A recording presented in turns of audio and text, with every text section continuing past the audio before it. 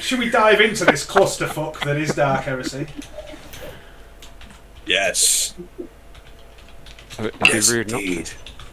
Yeah. Wait!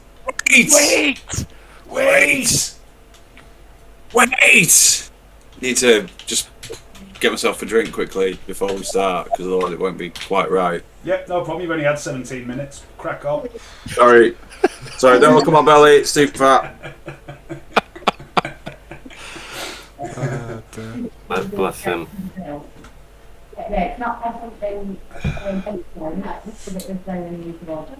I just caught a glimpse of myself drinking out of...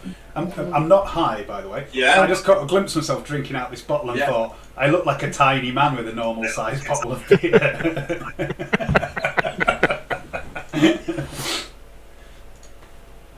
Teeny tiny man.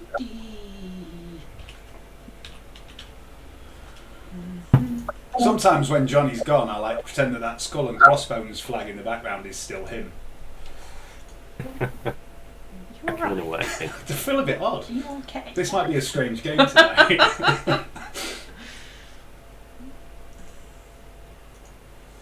Where are we? Oh yeah. I can start with like a email. Generally 1-3000 that's one mail. Who started them? I think that's a category. So I'm not saying they're right. I'll give you Tabby.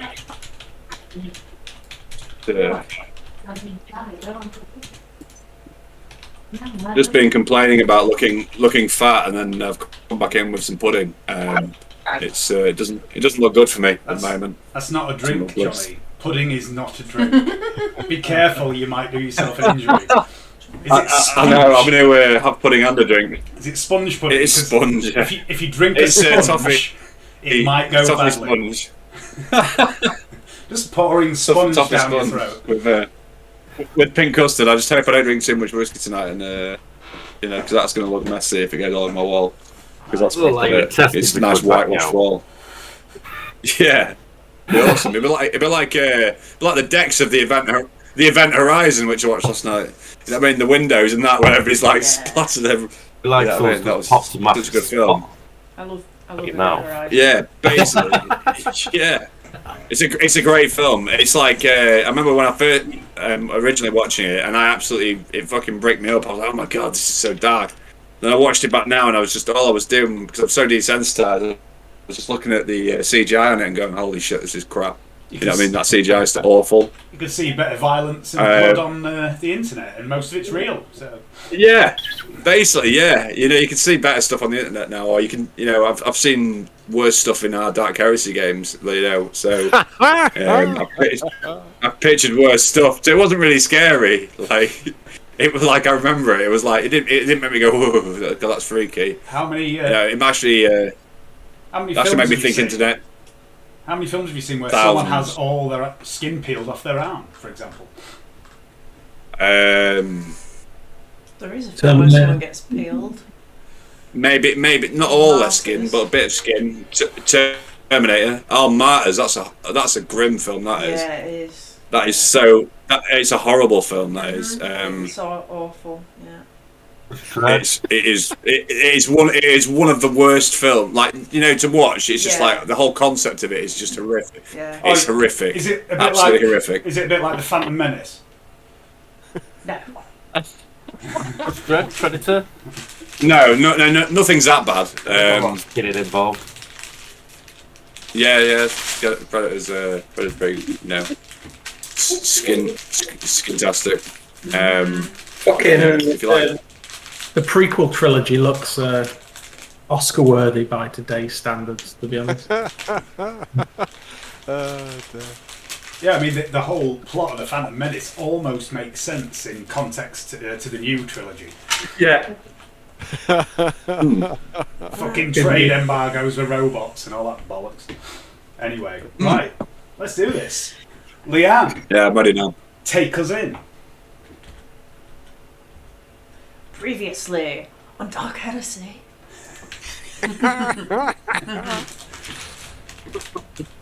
That's not the right music. Hang on. No? False start. Fuck it. Reg returned. landing on the strange black Aquila shuttle with a caw. Vlad heard a voice in his head. I return. For what? Father is Sorry. safe. And Pincher too, heard Reg. Brother. What have I done? Leanne's just restarted her Oh, PC for fuck's sake. with her chair.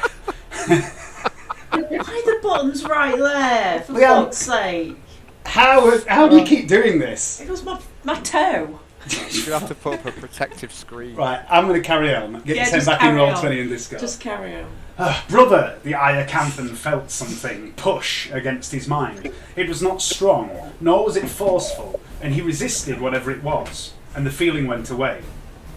How are the children? Asked Vladimir. Safe, replied Wrench. Murder. Tried. Dericles was still bleeding heavily. Mira tried to staunch the flow, but was unable to do so. She began to think the young retributor was done for, and then Pincher stepped in, using primitive but effective techniques to stem the crimson flow leaking from his devout companion. Dericles would be left with scars, but then it's just a few more to add to his collection. Impressive, Mira thought, as she watched it work. They don't teach you that in Hospitaller School. Vlad commanded Reg to find the body of Theodosia, and she did. Several hundred metres below, battered and bloody, but oddly still intact. Ramsay, Ishmael and Dick hopped into Theo's shuttle, noticing immediately it was modified to carry more passengers than the standard configuration.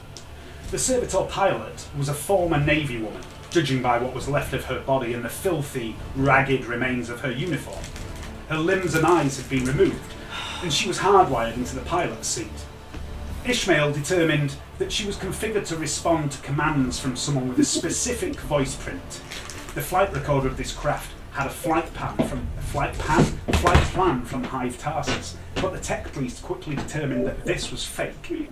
The onboard cogitator logs had been altered, that much was certain, and he suspected that with enough time and the right equipment, he might be able to recover the deleted data. Ishmael overrode the servitor pilot, giving Ramsay manual control of the shuttle, and the Ratling nimbly piloted the shuttle down to where Theodosia's body lay tangled in the support structure of this overhanging plateau above, upon which rests the alabaster cord. Pincher hopped out, hanging from the superstructure, and secured the body, and managed to drag it back on board with a little help from Ishmael. Ishmael noticed immediately the weight of this man, and quickly determined this was the familiar sort of fake metal man. Another incarnation of Theodosia, grafted flesh covering his body. A false man, one might call him. He found a tracking signal within the body and disabled it, and he tried to peer into this creature's mind through his electrograft, but the automaton was well secured against such things. He would need a proper workshop to get to grips with what was clearly a highly advanced piece of equipment. Meanwhile, Dericles had been praying as Sister Mira tended his wounds. Vlad marched over to Father Scholl, demanding answers to his questions. Scholl seemed terrified of Vlad, of all of you, but also somewhat relieved at the death of Theodosia. He denied any knowledge of heresy, but Vlad did not quite believe him. The Psyker forced his way into the mind of the Joyous Choir's leader, and learned a name, the true name of this man, Titus al-Ubriat. And he saw in the man's mind these files on the desk back in his office. They seemed to have importance to him. You also found an Aquila necklace on him, with some sort of electronic key device within. "Please don't hurt me," he begged. "No one wants to hurt you," said Vlad. Dericles punched Father Scholl, and then slapped him. Dericles was enraged at this heresy, this corruption of the sacred tenements of the God Emperor's faith. Dericles wanted to kill. He was on edge. He was starting to lose control. Vlad calmed the young retributor by selling him some Farcosia, which worked, calming Dericles down a little, but he didn't quite have the 100 thrones Vlad demanded of him, until he raided Father Scholl's pockets, coming up with the last few thrones he needed. After locking Scholl in one of the cells, which opened in response to the Aquila found on the priest, Ishmael waited back in the shuttle on guard with the body of Theodosia and Lady Cleves, while the rest of you headed back up into the alabaster court, avoiding the attention of the Joyous Choir. Upstairs in the consultation chamber, Lady Redstream had awoken. Lord Outhwaite offered to look after her and Miss Tron a little longer, and Dericles tried to soothe his date, Maylene Tron, but she was out of her mind in fear, and he didn't seem to help matters, covered in blood, his robe shredded from where Theodosia's blade had passed through. There were data slates. You're right. There were data slates in the consultation chambers where Lord Outhwaite held these two women, and these held a number of names, each of which had a time associated with it. And Vlad, Dericles, Lady Redstream, and Miss Tron were amongst those names.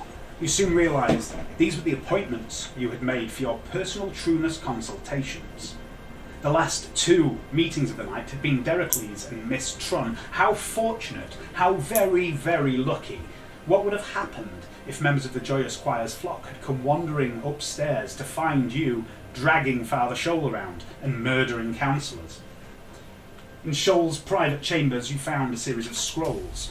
These were thank you letters written to Father Shoal for helping the author become true. They were stating that they were going off to become pilgrims or missionaries to spread the word of the Joyous Choir further afield. It was quite obvious that these letters were all written by the same hand, a very precise handwriting indeed. Pincher unlocked a chest, finding 2 credit blocks, a fair amount of cash, a high-powered las pistol, and some ID papers in the name of Titus Al-Ubriyet.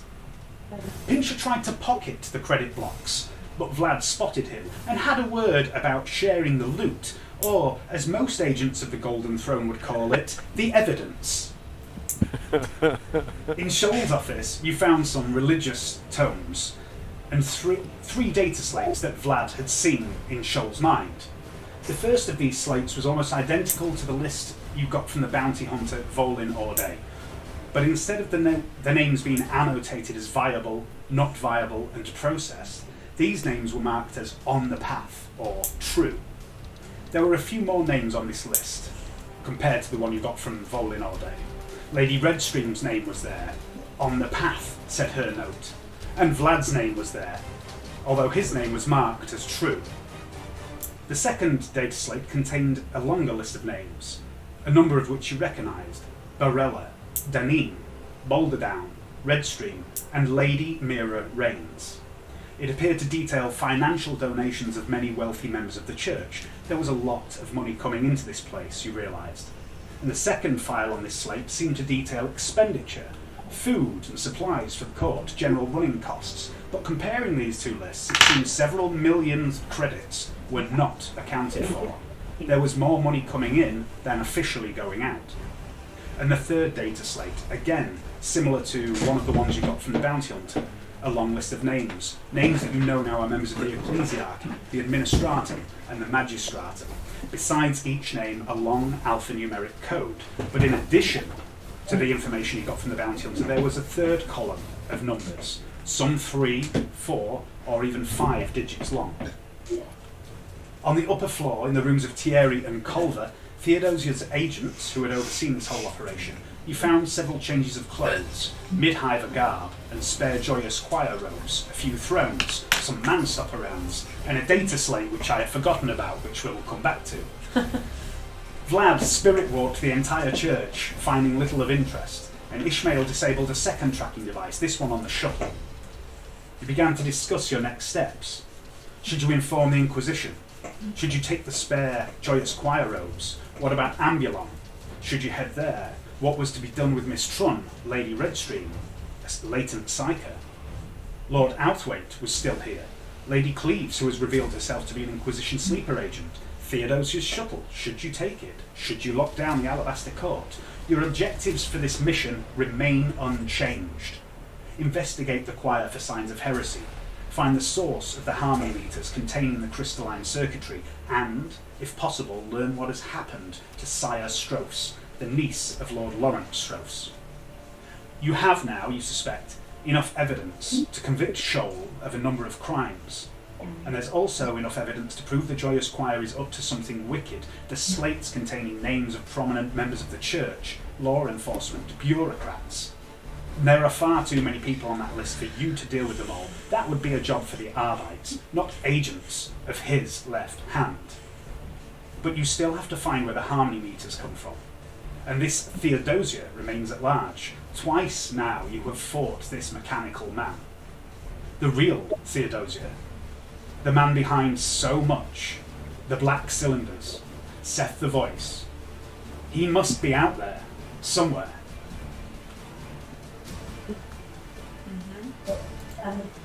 It has long been believed by imperial historians that there was once sometime in the second millennium, before the coming of the God Emperor, a legendary nation or kingdom on ancient Holy Terra of which little is known save for its name and the name of its king.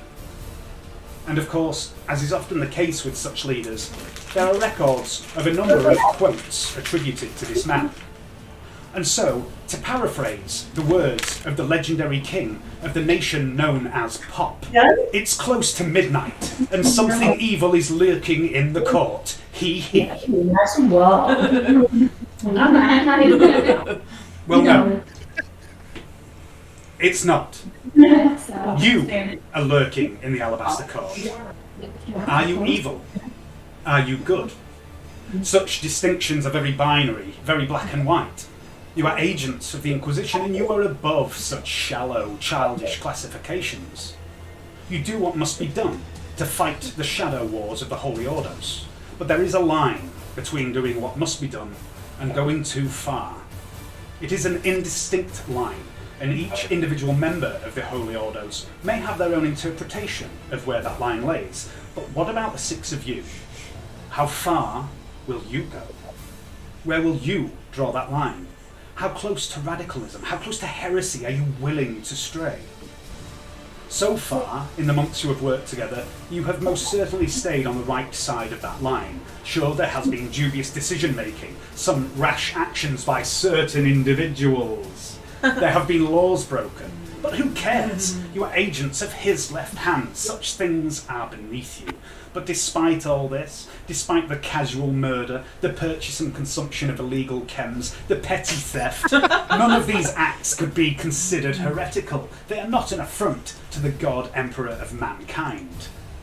You are all, in your own way, good, faithful servants. Servants of him on Terra, of the Imperium, of the Inquisition, and of your master, Inquisitor Globus Varak. Yes. You stand in the basement of the Alabaster Court. Lady Cleves is with you, as is Lady Redstream, although the latter seems terrified of what's going on, and of you. Maylene Tron looks equally scared, but neither she nor Lady Redstream look as petrified as the sweaty, pale form of Father Karos Shoal, or Titus Al-Ubriat, as you have learned he is named. Lord Outwaite stands with you. He peers at Father Shoal. I knew there was something fishy about this place, this whole happy bullshit. I take it you got your man. I remain at your humble service. As do I, says Lady Cleves. I believe the Alabaster Court closes for the evening at midnight. It's only a matter of time before some of the other priests realise their leader is missing, and there's a couple of dead bodies upstairs. Deracles is stable, but heavily wounded, and high as a fucking kite. Mira is stimmed. The effect of that stim won't last forever. Guys, what would you like to do? Kill them all. And let the God Emperor sort them out. That's exactly what I was thinking. Let's do it. Who are we killing now, Derek? Sorry? Everyone. Everyone. Everyone. To Derek. Okay. Everyone. Eliminate. No. Sorry. Let me rephrase that. In the report, it'll say eliminating suspects from our inquiries. There we go. Eliminate the necessary. Yeah, eliminating the underline. Yeah. Yeah. Twice. Then I They say are no longer suspects. I say we go spend some of these credits for this place and see if we can get any information from the locals. No, Pinchy, we're not going on a bloody boozing fest with looted credits. That's Really? a terrible idea, Pinchy. No. Ooh. I did not think it was a bad idea. Mira's alcoholic interest is tendencies peaked. start to slip out again. Oh dear. I thought it would kill two birds with one stone. Well, we've got like 2 jobs, haven't we? We need to contain it ourselves, or we've got to call someone in. Yeah. Well, you're not wrong there. I think we've got a chance to get Theodosia. We've got his ship. We think we know where he lives.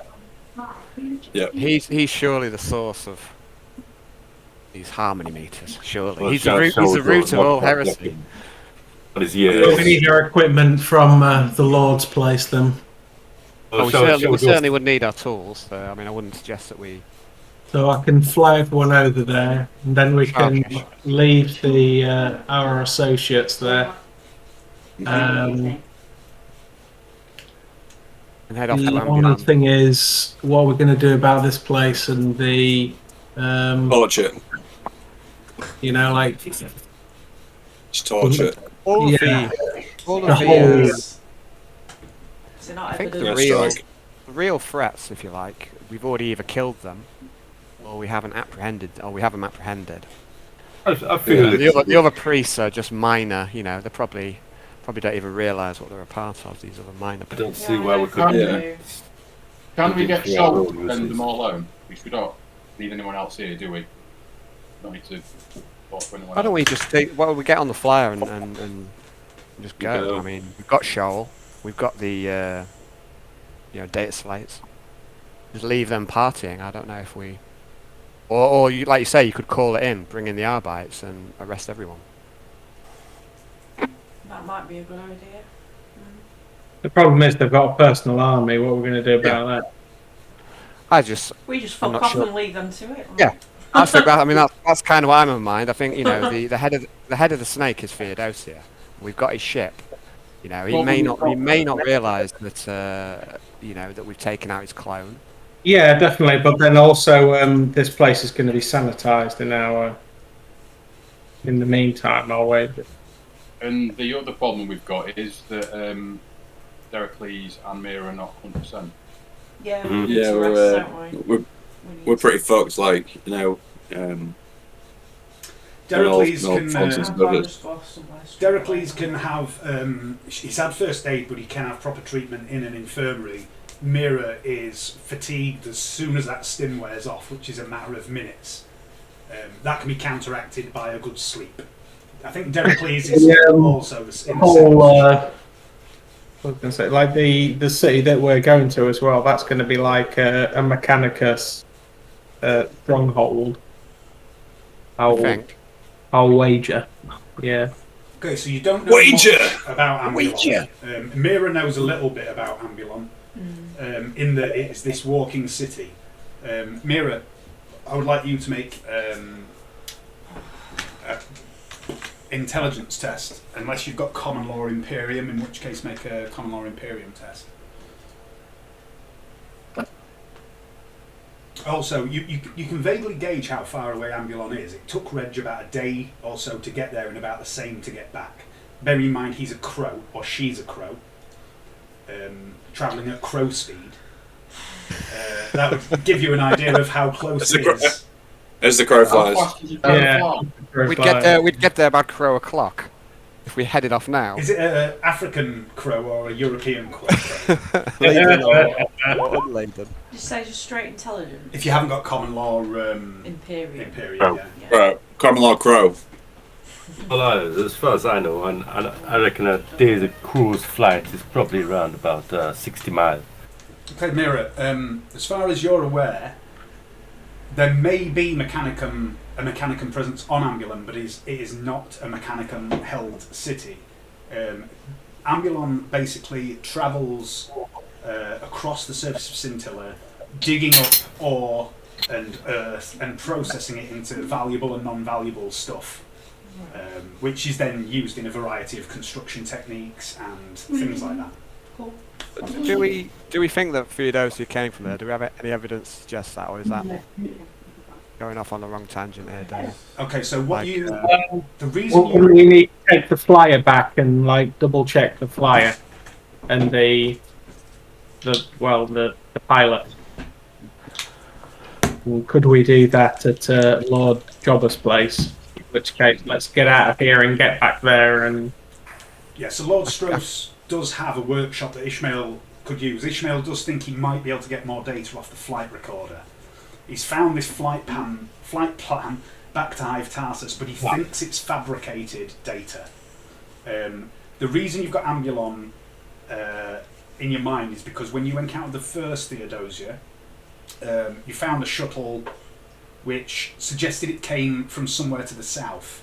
And Mira basically said, there's no major settlements to the south. There's either a minor settlement they've come from or a settlement we don't know about. And then she had this flash of inspiration and said, or perhaps Ambulon's nearby, and it's come from Ambulon. Ambulon obviously wanders the surface of the planet. That's where you've got Ambulon from, and you sent Reg to have a look at Ambulon. No, you said this walking city, is that like nomadic people? Yeah, nearly the same. Very similar. Okay. Tinnerate. Okay, it's character bit in there. It's Quite pretty big. much the same sort of thing. Oh yeah. But I see elephants, dust dogs, big cats. And the other question I had was like, wasn't we told to keep a low profile, not to, not So we to should really? manage to exit.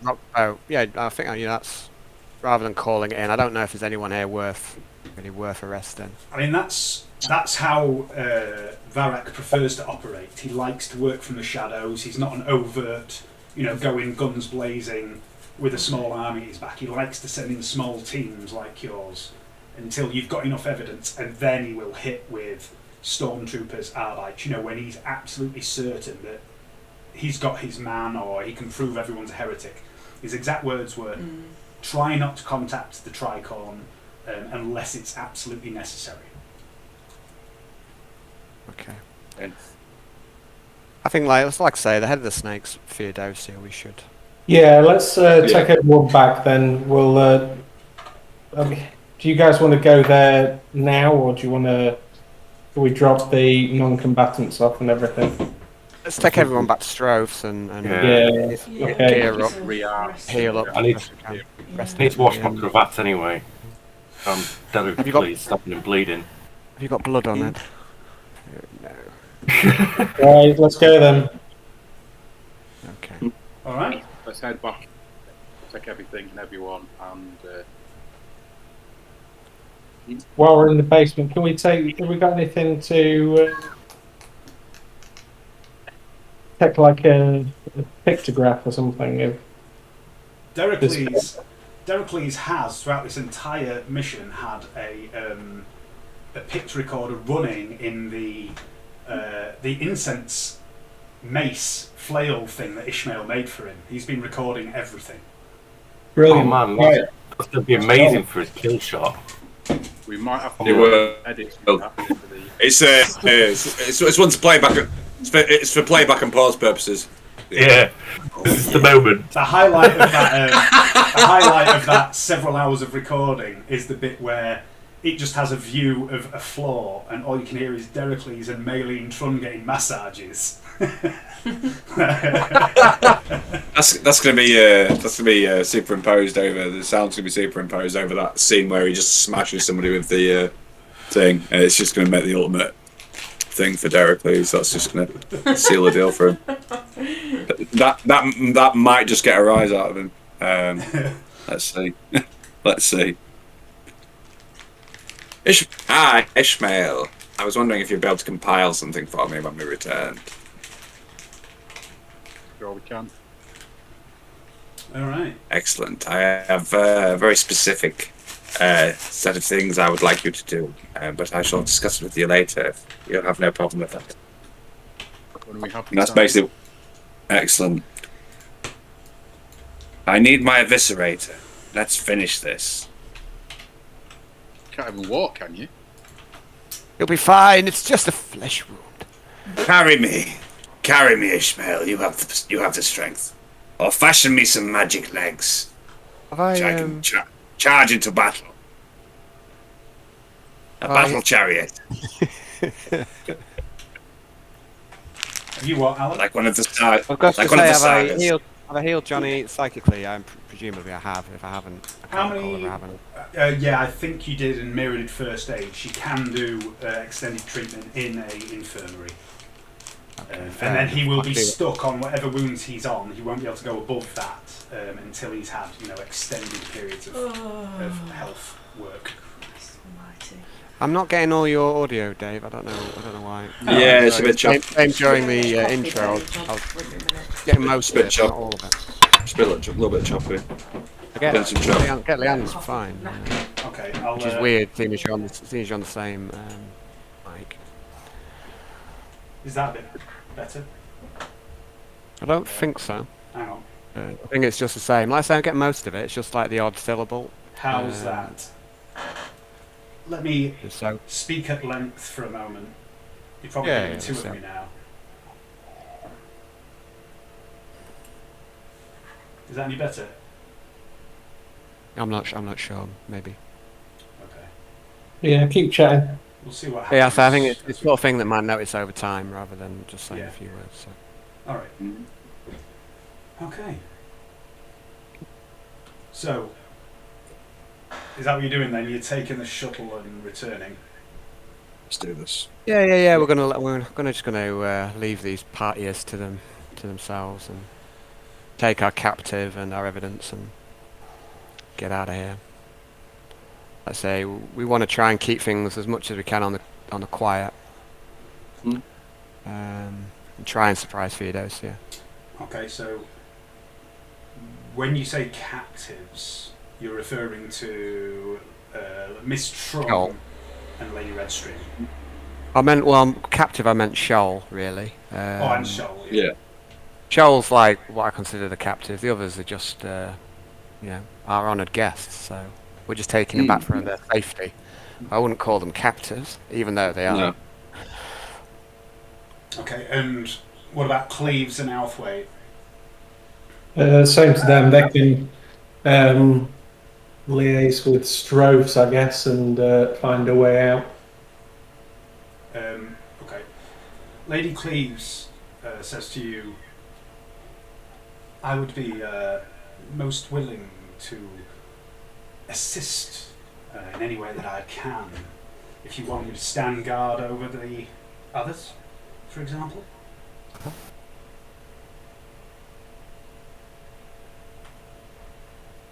Why don't Be you a come plot with us? twist. She's and- gonna be on the. She is Theodosia. No, Derek, don't be so distressful. It's the Farcosia talk. Yeah, but she's so mechanical. She's got one arm. She could be Theodosia. You could be Theodosia. Look at that mask you wear. The most elaborate ruse in the history of ruses. Let's hunt Theodosia. Oh, wait a second. I am Theodosia. In fact, now you mention that, both Lady Cleves and Sorka Althwaite only have one natural arm. They both have cybernetic limbs. There you go, then. I'm just gonna get my fan. I'll be right back. And Lord Althwaite as well also offers to continue helping because he's finding this whole thing a lot of fun. And it's a good reprieve from him sitting around here waiting to go home, which is what he's been doing for the last few weeks.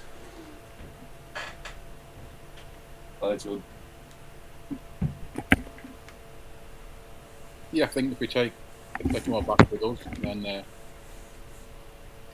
it's fun when we're back at the place. Get up. Okay. Lady Cleves also says she is happy to come along with you wherever you're going next, but she does warn you she might slow you down. She's not as fit as she used to be, and you've all seen her occasionally, coughing and wheezing a little bit. Well, my lady, we can drop you off at your place on the way if you want. Well, if you'd rather I don't assist anymore, then I will step out. This is your operation, after all. But You my can keep services an eye on- are still yours. You can What keep was an that, eye on Ishmael? everyone else back at the mansion. Yes, I mean, perhaps you could. Let's not part ways straight away, perhaps come back to our manor and just help out there as required. Another pair of hands and eyes might come handy. Absolutely, it is my duty to serve, and it will be nice to catch up with old Lauren anyway. Right, brilliant. Let's go Okay. to the Aquila. So you're taking Theodosia's shuttle back to Strauss Manor. We're Yeah. taking our new shuttle back. Your new shuttle. Us. Okay. There's no need for a piloting role on this, Ramsey. It's a very easy shuttle to fly. You get the impression it might have been modified in other ways. It's very responsive. It's very agile for an Aquila. But I would like you to make 2 rolls. One for piloting the shuttle, and another one tech use if you've got it, if not intelligence. And Ishmael, you can make an intelligence check as well for me, please. Okay, right.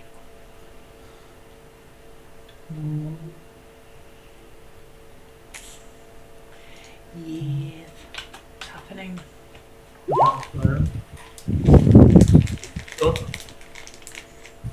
And technique will.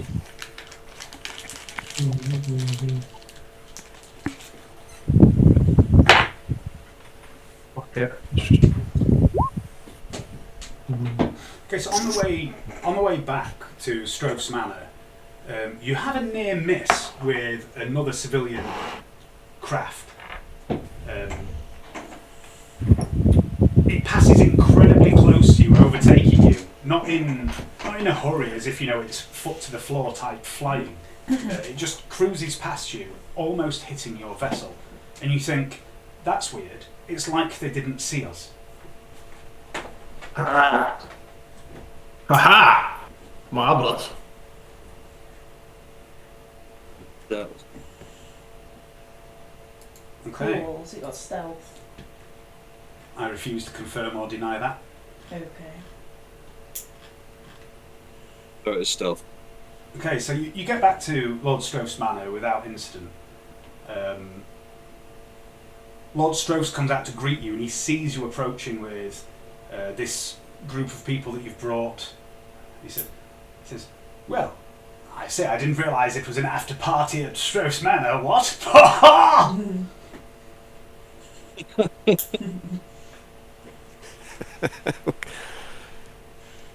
Yep. There's always Break an out the- after party. break out the Prometheum. We're having an after party.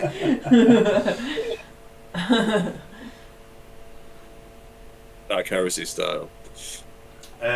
He approaches you, Vlad, and says, "Now, Lady Redstream, Cleves, and Lord Althwaite I recognise, but who are these other 2 you've brought along?"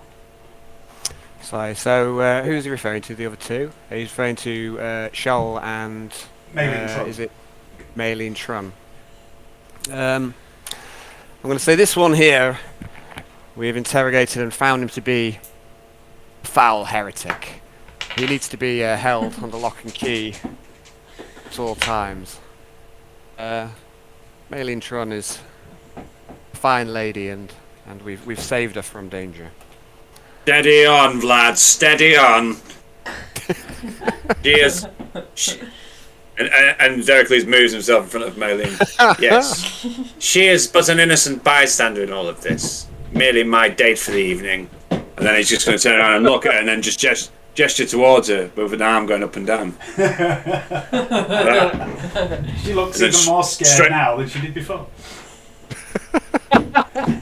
She might need a chamomile tea or something. Or perhaps make it a little stronger. Certainly, I'll arrange for such things. So, Don't worry, my dear. All will be well. I do have 1 or 2 fairly secure rooms. I could put this chap in one of those for you if you like. Yes. And we must be away in short order as soon as Ishmael here has interrogated this flyer that we brought. We shall be away again. We must get our equipment, and we won't be staying long. Very good. I understand. You're leaving them here? Yes, please, if that would be acceptable to you. Fine, yes. I could put some of my household guard on the door of the rooms, or if you prefer, I do have 1 or 2 monotask servitors that could watch the door for me. They talk straight to me if anything untoward happens. Or make sure you tie him up first. Sounds ideal. Then leave him in a room. As you wish. No. Let's be sure. Now, let's not be too hasty. They're not all heretics. Not all of them. Right, and then I'm just going to take Maylene by the arm and just be like, perhaps you should have a drink. This is a lot to take in. Indeed. She's visibly shaking with fear at the moment. She's just met the Inquisition for the first time. Now she's been kidnapped. Now she's been taken to some strange lord's house. She's not having the best night. This is not how she thought her date would end. Let's get her something. Let's get her a drink. She started in with some Bible bashing, a few scriptures, but I try. Possibly a fist bump, but this is more than she could ever have anticipated. I'm going to try give. Lee, you are our honoured guest. You are in no danger here. Do not concern us. I'm going to try and calm. Please You are not the heretic. You are the ones we protect from the heretics. Don't worry, Maylene. There's nothing what can happen. You just need to shake out those cobwebs which you're shivering from. Don't worry, love. I'll say let's have a stiff one together, love. What? Now that is how she thought her date was going to end. Put it away, Pincher. There's no need for your sermonizing here. Your brand of Iacanthon horror is no use here. Dick, I'd like you to give me a charm test, please. And you can have a +10 for all the words of the others. What, Dick or Dericles? Oh, I'm not caught any. No. I'm gonna read your don't let it. Dave, don't let Dick Pincher poach. Like after all the hard work that Dericles has done. That's not what's happening, Johnny. Calm yourself. That's right. What I missed from Hayden? I'll say I have. Hayden spoke soothing words to Maylene. Maylene, at the words of Dick Pincher, seems to instantly calm. There's something about the way Dick speaks to her. She looks at him, she is utterly focused, and you see her body relax. The shaking stops. And she nods at him. No. And then she turns to Dericles and smiles. Can I invite Maylene for a quick drink?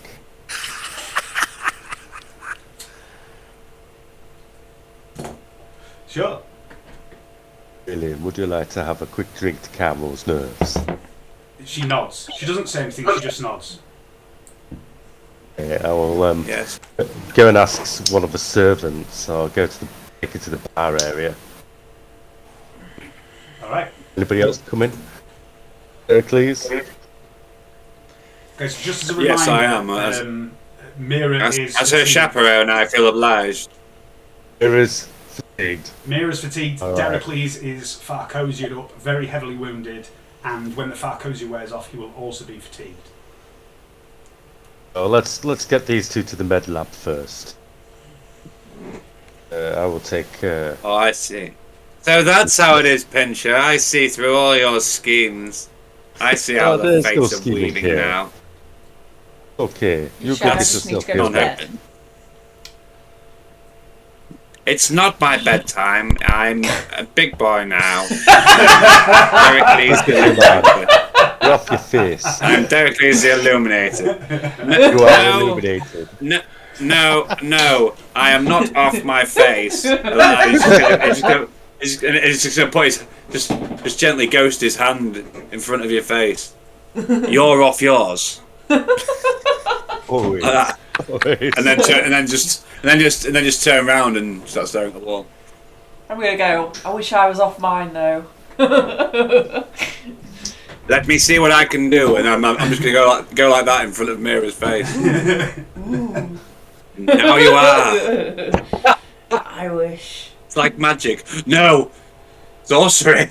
Not sorcery. Then he's just going to start freaking out in a corner and just sit down. Mind your heresy. Oh, no, surely not. It's gone too far.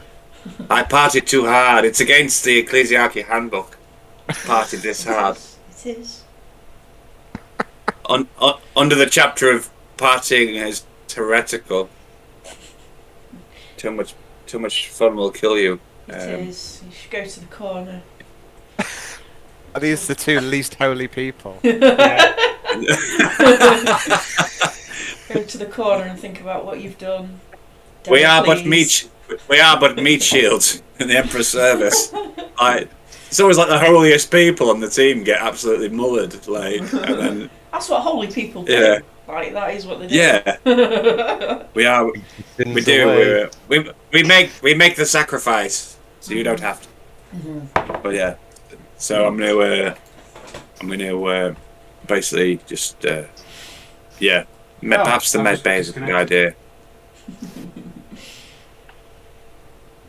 Can I start taking bits off the... I think Dave's frozen. Either that or he's got a great poker face. Or is it just me? That's an incredible poker face. Is yours gone, Dave? Mm-hmm. Yeah, it's gone. Okay. Just can speak down the mic still. I can hear you again now, but my actual Discord's dropped.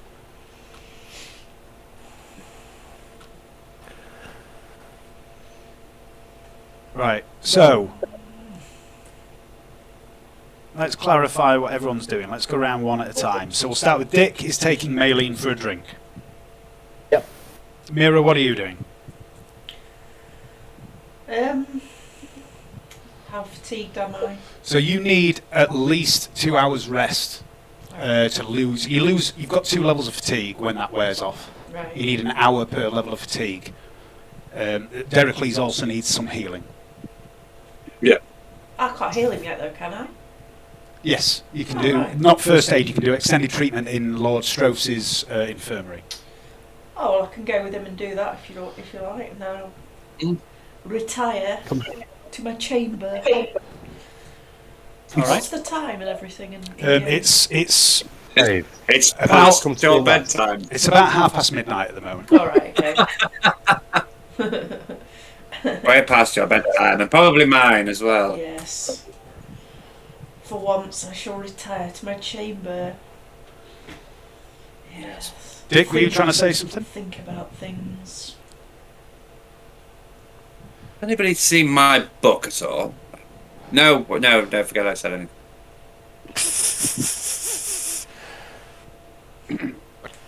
What kind of book, Derek?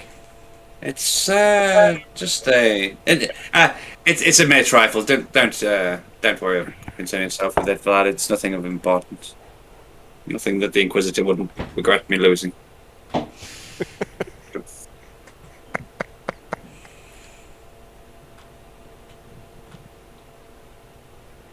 make notes, Dave. Mary's feeling a bit overwhelmed with everything. Okay. She's feeling a struggle. Sometimes the Emperor's work is a struggle. Right. She's having a moment. Just swapping back out. Okay, so Mira, you're heading off to the infirmary with Dericles, trying to heal him. Yeah. So I would like you to give me a Medicaid check. You do have the infirmary, which is a +30, but you are fatigued by 2 levels, so it's a total of +10 for your Medicaid. Oh, hang on. Medicaid. It'd be better to rest first than do it. Yeah, or you can rest first and then heal him. It's up to you. Would that be better? Yeah, you'll lose your fatigue. All right, yeah. I'll do that then. Okay, so Mira is resting. Dericles, what are you up to? Feverishly resting. Eh? Feverishly Feverishly. resting. Okay.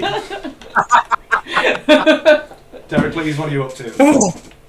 I'm going to head back to my chambers and look at my eviscerator. Okay, are you resting? should maybe go to Red Bay. Yeah, I'll rest, but I should really get some medical attention. Yeah, well, Mira's saying if she rests first, then she'll be better at patching you up. Yeah. Okay. I'll take some rest as well. Yeah. So like, Mira needs at least 2 hours rest.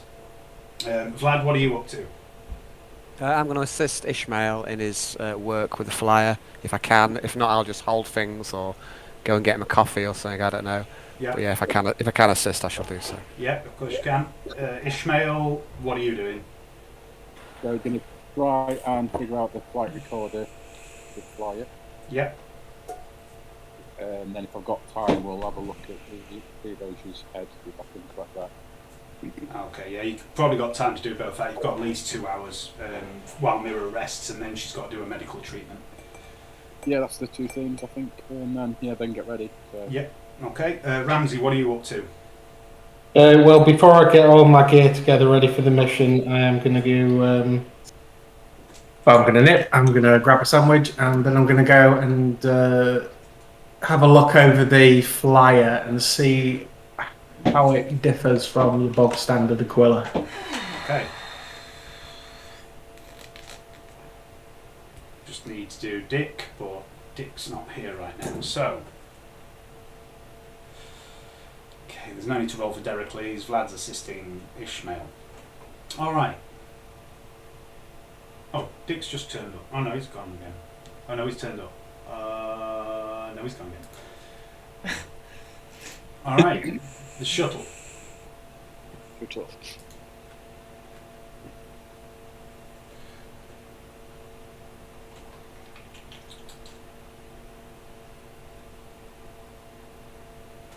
So first of all, Ramsey. You. Give me a perception check, sight-based, and also a tech use test. The tech use test at -20 as you examine this shuttle. Right. So let's have a look at that one first of all. Yes. And let's go for. Well, that's going to go down 10. So let's use 1 fate point to add 10 to that. We'll use another one. Well, yeah. So first of all, I'm going to add 10 to it. So actually, that will be -10. Is Ishmael there to give me any help? He's kind of busy with his own job at the minute. Nah. I'll try cheeky little reroll as well. Oh, hey! And I am going to roll 2d10. See if I get any of those fate points. Nah. Alright. As you examine this shuttle, it's quite obvious that there's been various modifications to it. It seems that the thrusters on it have been upgraded, rated, which probably explains why it feels so nimble. Also, when you look at it, it's kind of difficult to focus on at times. Like, it's definitely there, but every now and then, like if you turn your head slightly and you're just looking at that corner of your eye, it seems difficult to see. And you realise that the whole thing is covered in this thin layer of this paint, black paint, that has a slightly metallic texture to it. And there's definitely something unusual about it. Does it resemble in any way the weird metal that we might be pursuing? Yes. Yeah, okay. Okay, Dick seems to have frozen, so I'll come back to him again in a bit. So Ishmael, you can get the flight recorder out of this shuttle easily enough, especially with Vlad's help. While you're around the shuttle though, Vlad, I'd like you to make a Psyniscience check, please.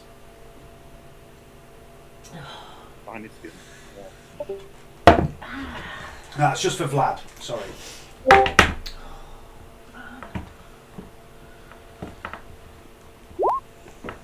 Okay. Hey, that's a good start. Good rolling. Good rolling. Okay. A little higher and your psychic powers would have fallen off. So you carry this flight recorder back to Lord Stroph's workshop. It's quite well equipped. You know Lord Stroph's has a bit of a hobby of tinkering with things. I'd like you to give me a tech use test at a +10. You'll also get a +10 for Vladimir's assistance, because Vlad has tech use too. Okay. +20.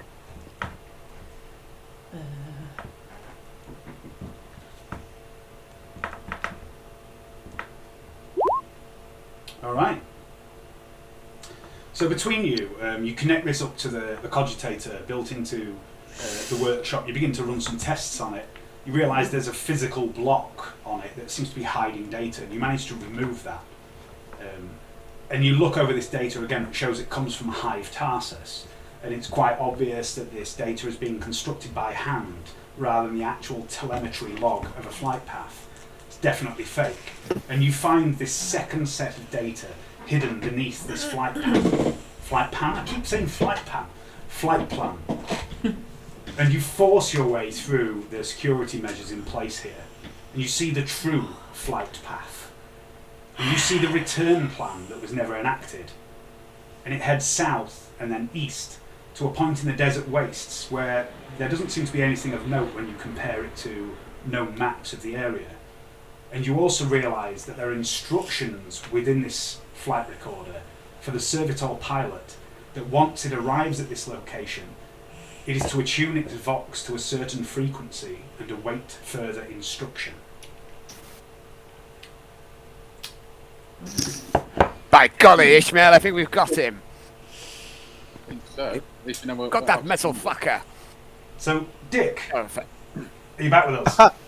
Yes, sorry, I just everybody been on holiday for the weekend, so I was just out listening to the holiday tales. That's fair enough. So you took Maylene for a drink. Mira and Dericles are resting before they heal Dericles. Vlad's helping Ishmael with the flight recorder and Theo's head. Ramsey's grabbing a sandwich and having a look at the flyer. What are you up to for the next couple of hours while Mira rests? I had this planned out, but it popped out my head. Give me a second, right? So I'm taking Marilyn for a drink in the pub.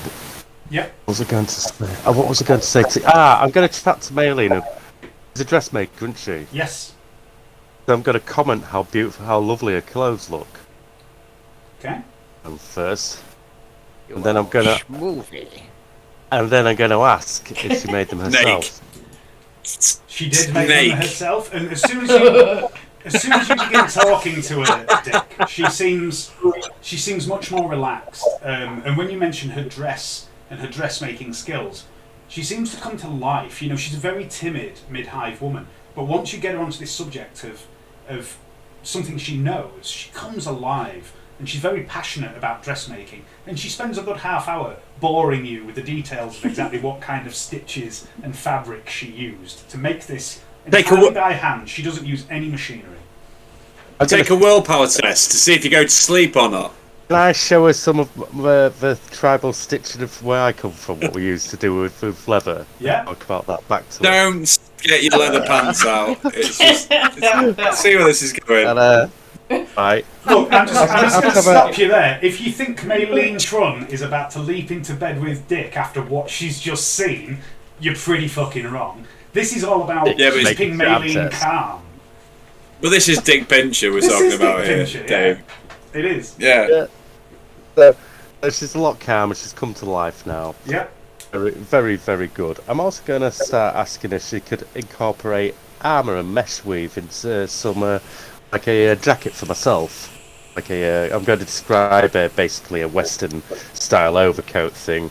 If you want a mesh weave build it into it, if she's able to do that with her artistic flair as well, make it look a bit posher than what I normally wear. Almost like a a military jacket.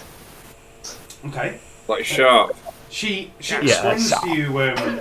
She explains to you that mesh weave is something well beyond her comprehension. It's very fine metalwork. It's not something she could do, but she does tell you about how she occasionally gets orders from certain members of the nobility, and she mentions Lady Barella, who invited you to the first party you went to, and says she quite often has requests to stitch ballistic weave into clothing. So basically hidden armour. It's not the best armour, but you already know how good it is because I think you've got a ballistic weave jacket and so does Ramsey. But it is it's good, you know, it's basically armour that can't be detected as armour. It's only like maybe 2 points at the most, but it's... Ramsey's suit was ballistic weave. Yeah. Yeah, I would like, I would ask for one of those, but with obviously, I'm going to say with her artistic to it as well. But I will say, I'm a basic man. I don't want anything too flashy, but I want something stylish with the cut of the jib. Okay. Yeah, the jib has to be right. She offers to make you this, and she basically says, come down to the shop after all this horrible business is over, and she would be most pleased to help you. And you can't help but think the way she says this to you, she's basically hinting that she's valuable and she has use.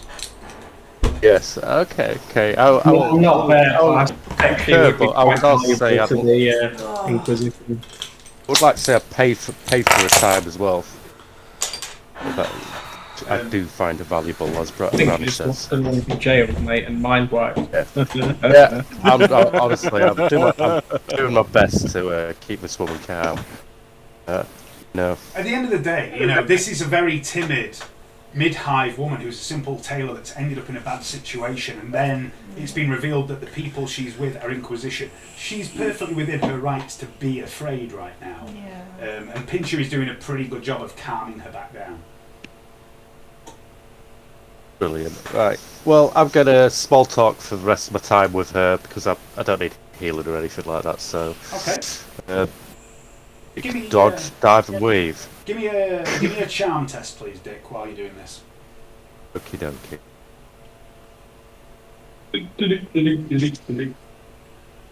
So,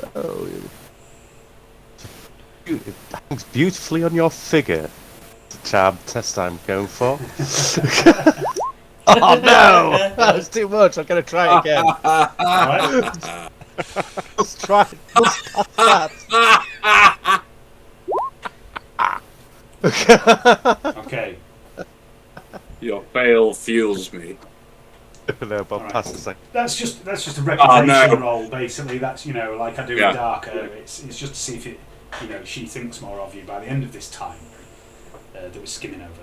So, meanwhile, Living alone with Dick Pincher. My God.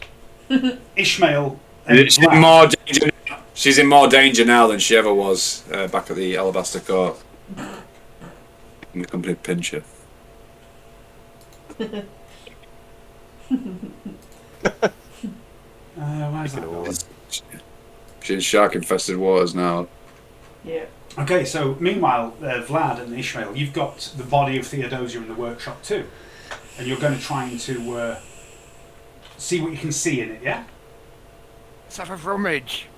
You can also, if you want, we'll do two rolls. One to see what you can see in his mind, and also one to assess the body itself. So, which one do you want to do first, Ishmael? Let's try and get the information. I'll see if we can find some information. Okay. So this is a tech use test. It would be at minus 20 for the difficulty, but you've got the workshop, which gives you a plus 20, so that cancels that out, and Vlad can give a plus 10 for assisting. So plus 10 tech use.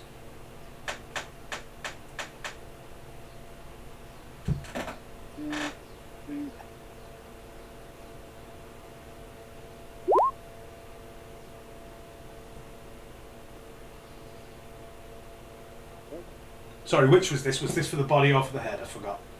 This is for the head. We're trying to find information. Right, so what you already know, the skull is damaged, cracked, bent out of shape from its fall down the side of the hive. The brain possibly is damaged, but there is this data port on the side of the head that you interface with.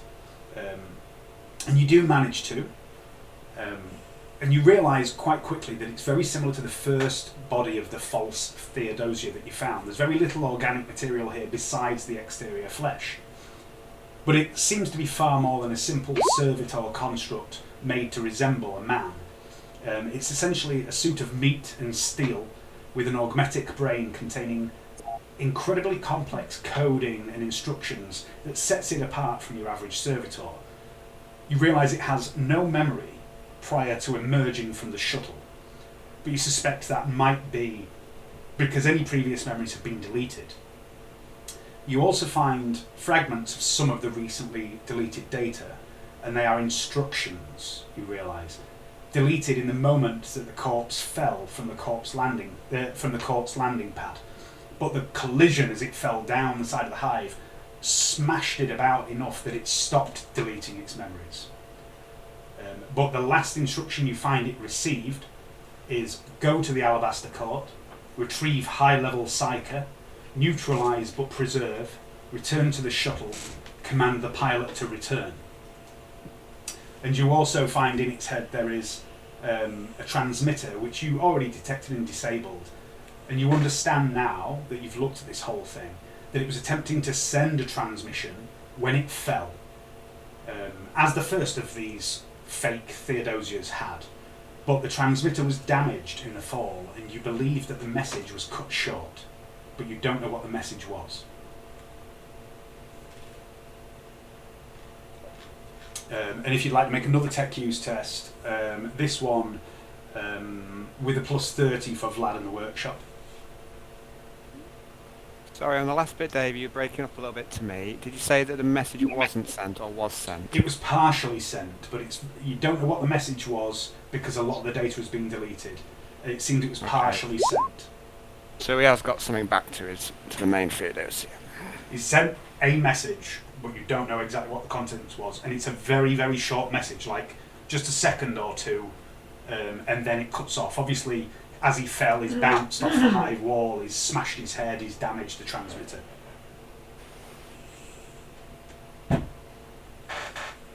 Okay, so for the body, well, we got 3 degrees of success.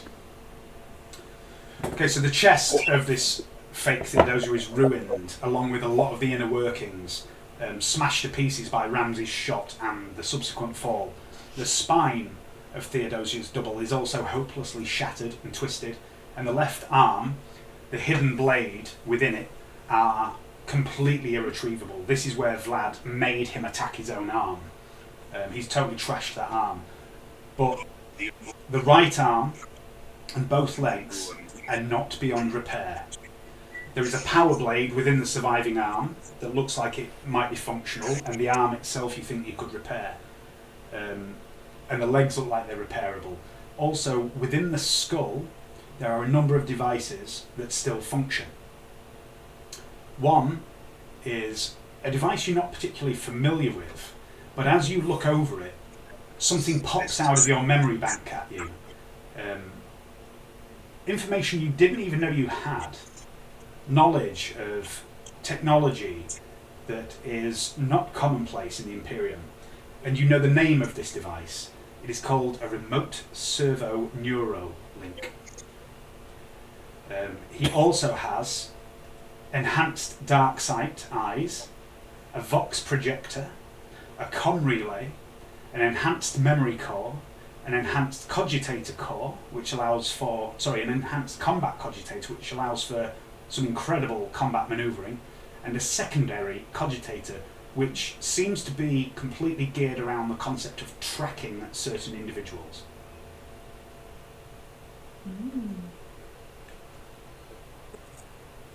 Nick all them Ishmael and just graft them into yourself. So yeah, basically all these items are things that you could potentially recycle and use for yourself. Yeah, I'll have all them. Okay. So you take all them. Okay, so at the end of this couple of hours of resting, Mira and Dericles, you head down to the infirmary. You're no longer fatigued. Yeah.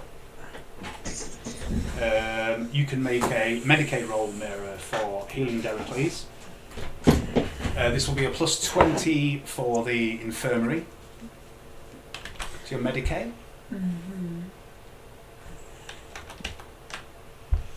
How many wounds are you on, Dericles, please? I'm not sure. I'm bear with me. I think it's low. Did you It's say, quite low, yeah. Did you say any plus 20. 20?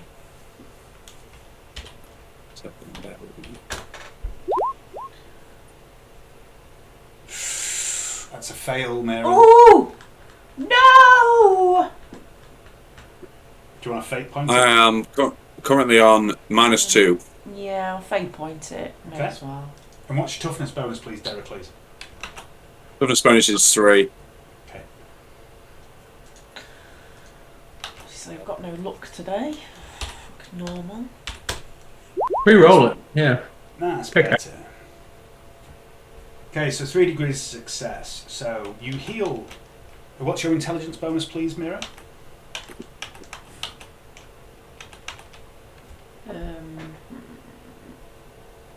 Where's that? Sorry. It's the tens unit of your intelligence. 5. Okay, so 5 plus your degrees of success plus the patient's toughness bonus.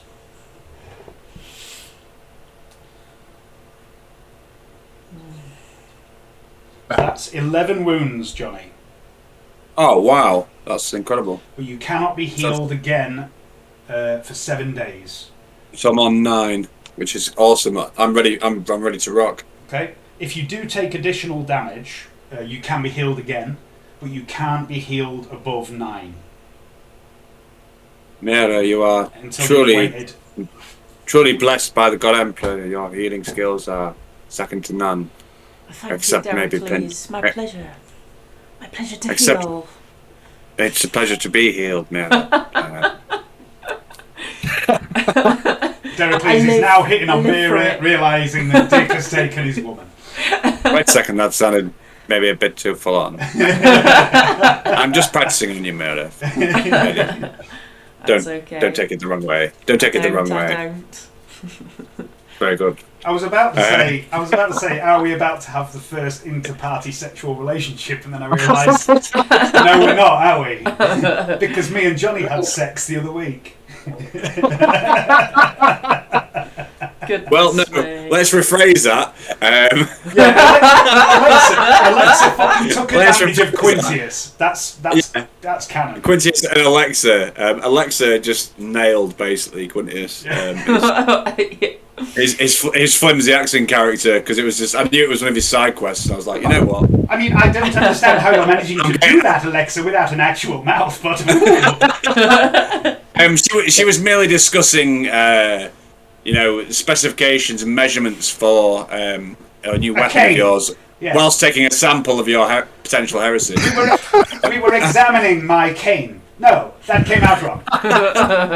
You were clean, which was good. So Basically, Johnny had sex with my character just to see if I had STDs. I know. you've got to make sure these things are okay. Go on, Dick. What are you trying to say? Gotta do it and I then go get some healing. just check. You've got to suck it and see, as I say. So one of those things. So you want some healing, do you, Dick? I'm down 4 wounds. So you're lightly wounded, aren't you? Yeah. So Mira, do you want I'm always hardy. Yeah, you're always hard. Dick's always hard. I'm always hard. He's a hard man to please. You've got to please Dick. Let's stop. Mira, do you want to touch Dick? No. Let's just roll some dice. With the healing hands. So this will be a plus 20 again for the infirmary. Oh, I'm gonna mute myself so I don't giggle too much. Please mute yourself. Is that failure I will. again? Yeah, that's I will. failure. I will. Don't worry about it. Don't worry about it. Try harder. So I'll just... Should be okay. Do you want to use another fake point if you've got? Don't worry Yeah, about why it. not? It should be Yeah, alright. why not? Alright. Not I'll doing mute much, myself. are we? Not going anywhere, are we? Staying here. What? I don't know, you best talk Ah, to your team. shoot. Going Yeah, anywhere. We're I'll going on a just do fucking it. mission. I'll just do it like, whatever. Yeah? You're going to use your second Too fake rough. point? Really use a faint point, is it? What could possibly go wrong? Everything.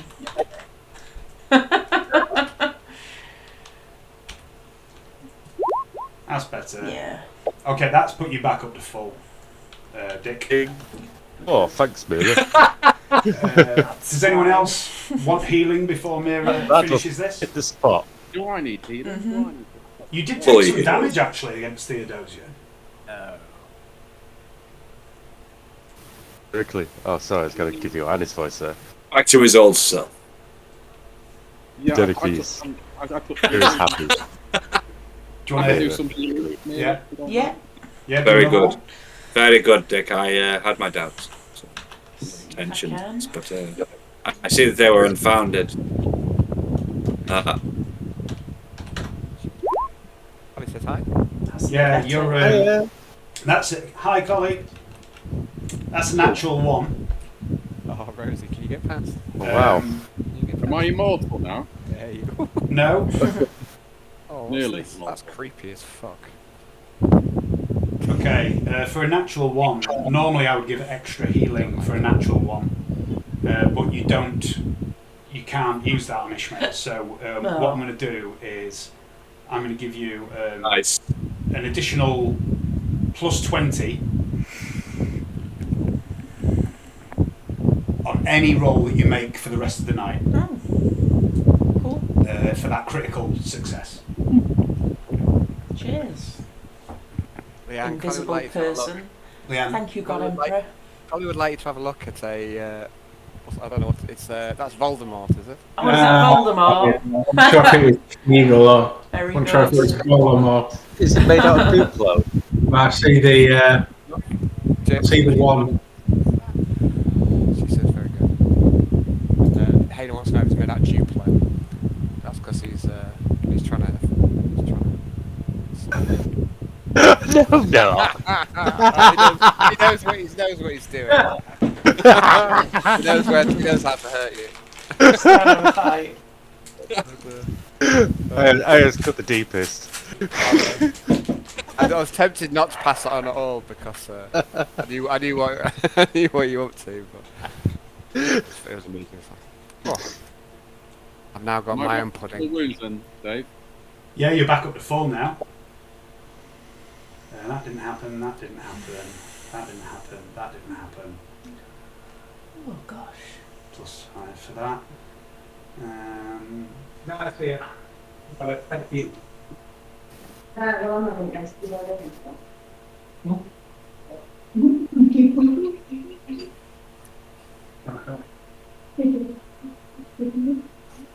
Okay, I just need to work some out. 10, 20, 30, 65. Alright guys, it's around 2:30 AM. It's been a strange few days that feel like months. From your initial briefing, you were sent to stay with Lord Stropes and his daughter Julia. You were taught to dance, the correct way to greet members of the nobility, how to eat with a fork, Dick. A small fortune was spent on high-end weaponry. You have attended a party, started and ended a bar brawl, Dericles. You have been down hive, butchered some mutants, ahoy fellow traveller. You have accidentally summoned a demon, befriended a low hive hacker. You have killed Theodosia not once but twice. You have discovered latent unsanctioned psychers in the form of Lady Anastasia Redstream and Maylene Trun. You have befriended nobles, offended others, and witnessed some shady practices of the Joyous Choir, but you have yet to find the source of the harmony meters. Varak believes that doing so could lead to the man who he thinks is behind all of this, the radical Inquisitor Felroth Gelt. But it is not to Gelt to whom you have been led, but one of his known accomplices, Theodosia, the man who tried to smuggle orc spores and the black cylinder into Gunmetal City, the man who crippled interrogator Carlos Medan's legs, the man who recruited Seth the Voice in the rundown Koskala district, where you later found the Chirurgeon, a rogue tech adept, creating illegal, heretical augmentations using a combination of forbidden technology and Xenos DNA. She created Seth the Voice, allowing him to use his psychic power to interface with the Black Cylinder, to control the Ashleen, to suppress the abnormally high number of psychics in his army of the Voice. And it was Theodosia too who sent Silas Malor to Iacanthos to place a black metal scrying orb beneath the sands of that world, beneath the cathedral where Tissiac slumbered. And it was Silas Malor too who, again under Theodosia's orders, had given Abbot Orland Skye the corrupted tarot cards, which he in turn gave to Aristocrus the Seer, a friend of Globus Verac.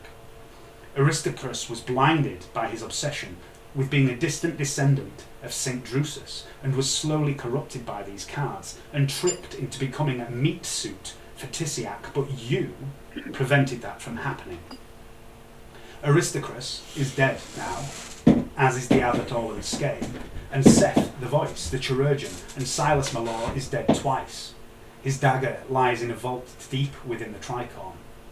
And Theodosia you have killed more than once. But those deaths were not true deaths for Theodosia. They were merely puppets, false men. Theodosia is still at large, and he lies at the heart of everything that has occurred so far. It has been a strange few days. There have been noteworthy moments over the last week or so. Dick Pincher stealing from a man in a lower hive bar, only to return the man's ID a day later, perhaps out of guilt, perhaps from fear of repercussions. Dericles breaking the rule of first drawn, pulling a chainsword in a fist fight in a shithole low hive bar. Vladimir getting into a duel with an insulted actor. You have killed members of the Joyous Choir in their temple. You have made friends and enemies of various members of the nobility, including Lady Cleves, who revealed herself to be a throne agent. And Lord Outhwaite, a displaced noble from Gunmetal, unable to go home due to the trouble there. Trouble that Dick thinks he and Interrogator Madame perhaps started. Lord William Balderdown, a man who invited Mira to attend court with him, but rescinded his invite after she suggested Ishmael go in her place. Lady Anastas Redstream, a latent psyker who Vlad believed he had wooed, only to realise she was playing some sort of game, using Vlad to make an unnamed lover jealous. Excuse me.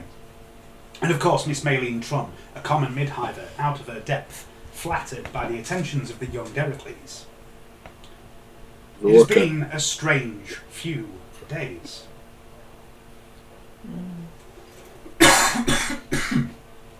So much has happened, but you still have not found the Harmony Eater's source.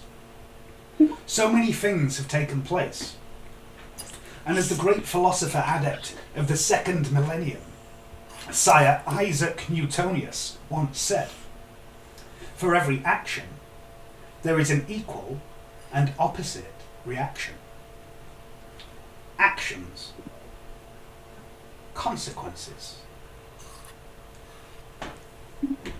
You were asked to carry out this operation with subtlety, to not reveal yourselves as agents of the throne unless absolutely necessary, to not contact the Tricorn unless you deemed it vital to the operation, and at times you have acted with subtlety, and at others, not so much. And so the question is, just how subtle have you been? Have you drawn too much attention to yourself? And can everyone that has been involved be trusted? I would like you, among yourselves, to nominate one person to make a subtlety roll. This is the result of a hidden stat that I've been tracking and modifying based on your actions since this mission began. You do get a modifier to this. You are rolling against 65. So between the six of you, decide who is going to make this roll. It shouldn't be Dericles. I'll do it. I'll fuck it up for all of us. Go Vlad. Vlad will do it. Do it. I'll fuck it up. Don't you worry, guys.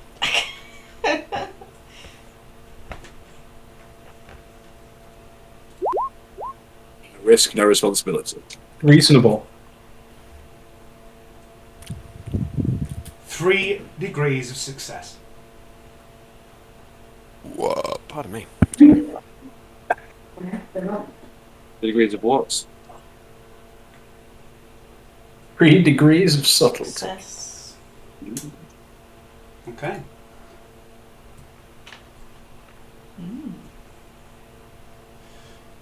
How are we? That wasn't remotely subtle. That's an abomination. Derek should be punished for his behaviour. Derek. No, surely not. He's not. This is Slap his wrist. This is a mechanic from Dark Heresy 2nd edition that I've been using in Darker since the beginning of Darker, which explains how various things happen, such as Pincher losing an arm and an eye, the mansion getting raided, things like that. So basically, if you roll badly on your subtlety, there are consequences. Okay, it's around 2:30 in the morning. Everyone is healed. Fatigue has worn off. You've done the work you said you were going to do. I'm just going to have a wee. We'll take it from there. Right. Will you get another drink? Sorry.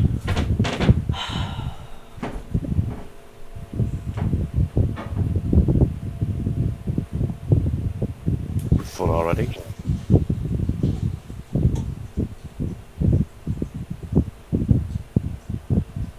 Well, I've got a fan on. Sound.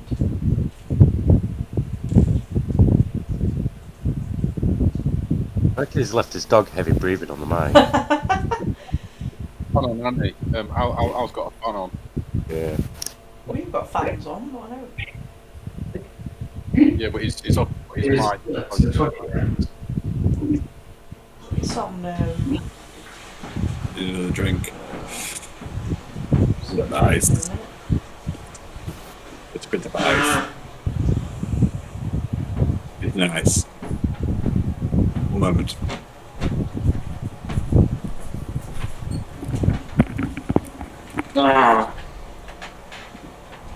That's better. All right.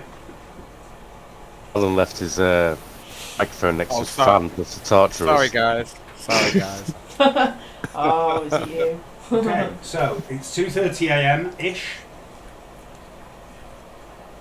What are you guys doing? 30 a.m. Mm-hmm. in bed. Completely locked. Oh, Pincher, get up! We're on a very important mission. There's no time for sleepy time, Pincher. Well, Get your weapons, get your armour. all right. I'll go get dressed. All right. So you are heading to Ambulon, are you? In Yeah, full gear. Okay. Yeah. So Dick, start with you. What gear are you taking? Your second, just get my inventory out. If everyone wants to have a look over their gear and decide what they're taking with them at this point. You know what? I'm not a massively heavy wearer of stuff, so I'll take decent guns. Yes, you're taking your pistols, the Judge Slade, And I and the got Carnival. black. Yeah. And I'll have a hand last one and leave the rest. My carry shot. And then my armour, grenades, explosive collar in case I want to put it on someone. Yeah, everything else really. Yeah. Keep my book. Well, you're taking the book with you. Comes everywhere with me. Okay. I've put a different cover on it though, with some like child's writing on it. Yeah. The ABCs of Low Gothic. Yeah. Yeah. All right. Is that you done? Okay, Vlad. What are you taking? Mira, if you want to look yeah, at I'm it. go for my inventory. I'm gonna go for my inventory, Dave. I'll put what I'm taking. Basically, I'm gonna take pretty much all my combat stuff. Yeah. You know, armor, grenades, weapons, and leaving behind stuff which I don't think's of any use. Yeah. So yeah, I mean that's I'll go. that's another way of doing it, guys. If you want to just go through your inventory on your character sheet, put a little asterisk or something next to what you're taking. This is just for me, for doing micromanagement in the background at a later date. Mira, you need to choose what armor you're taking because you've got multiple sets. All right. So to reiterate, you've got your flak armor, which is kind of unmarked. Yeah. You've got your carapace armour, which is much better, but also makes you very obviously a Sister Hospitaller. Yeah. Do you have something else? Oh, you've also got your robes, which marks you out as a member of the ecclesiarchy, but that's still quite common stuff to wear. So basically, wearing the Hospitaller armour will make it obvious what you are. Mm-hmm. Well, I'll not do that then. Okay.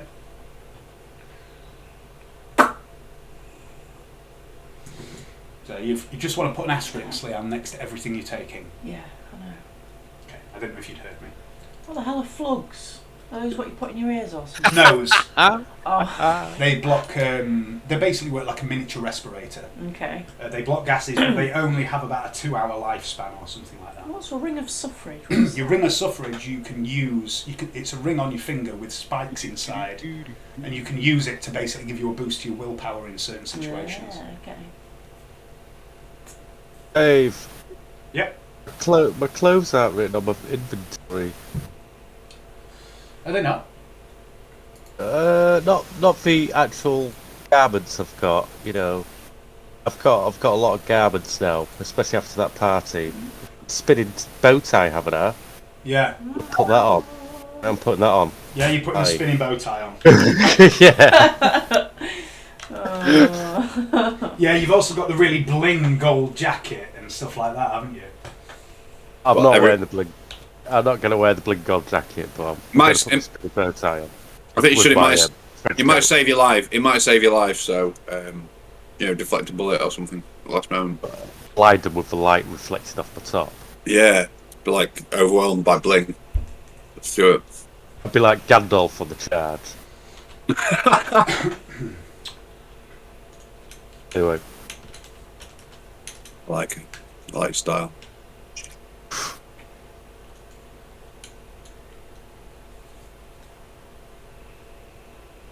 Alright.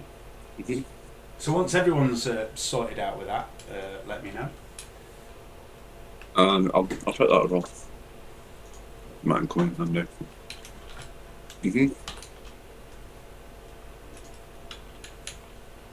What's the difference between the flak armour and the last one you said? The flak is slightly better, but it's very obviously like military grade body armour. Alright. The robes mark you out as a member of the ecclesiarchy, which might draw some attention in some respects, but not as in it's obvious you're Inquisition. Whereas the flak, people might mistake you for a mercenary or something like that.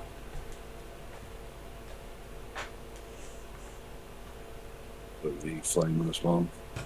With a fucking metal guy and a little rat thing. Yeah. Does it matter? We're done with subtlety. Time for subtlety is past. It depends what you're going to do when you get to Ambulon. I mean, if you're going to go there and basically go, we're the fucking Inquisition, then, there is no need for subtlety. But if you're going to approach with any sort of subtlety, you might want to think about one of your other 2 sets of armour. So, this is what you need to discuss as a group right now. How are you proceeding? All right. Well, I don't know.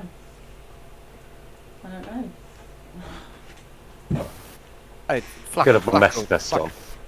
I'd say flak will serve you fine, I think, for what we're doing. Flak is still very good armour, That'll do.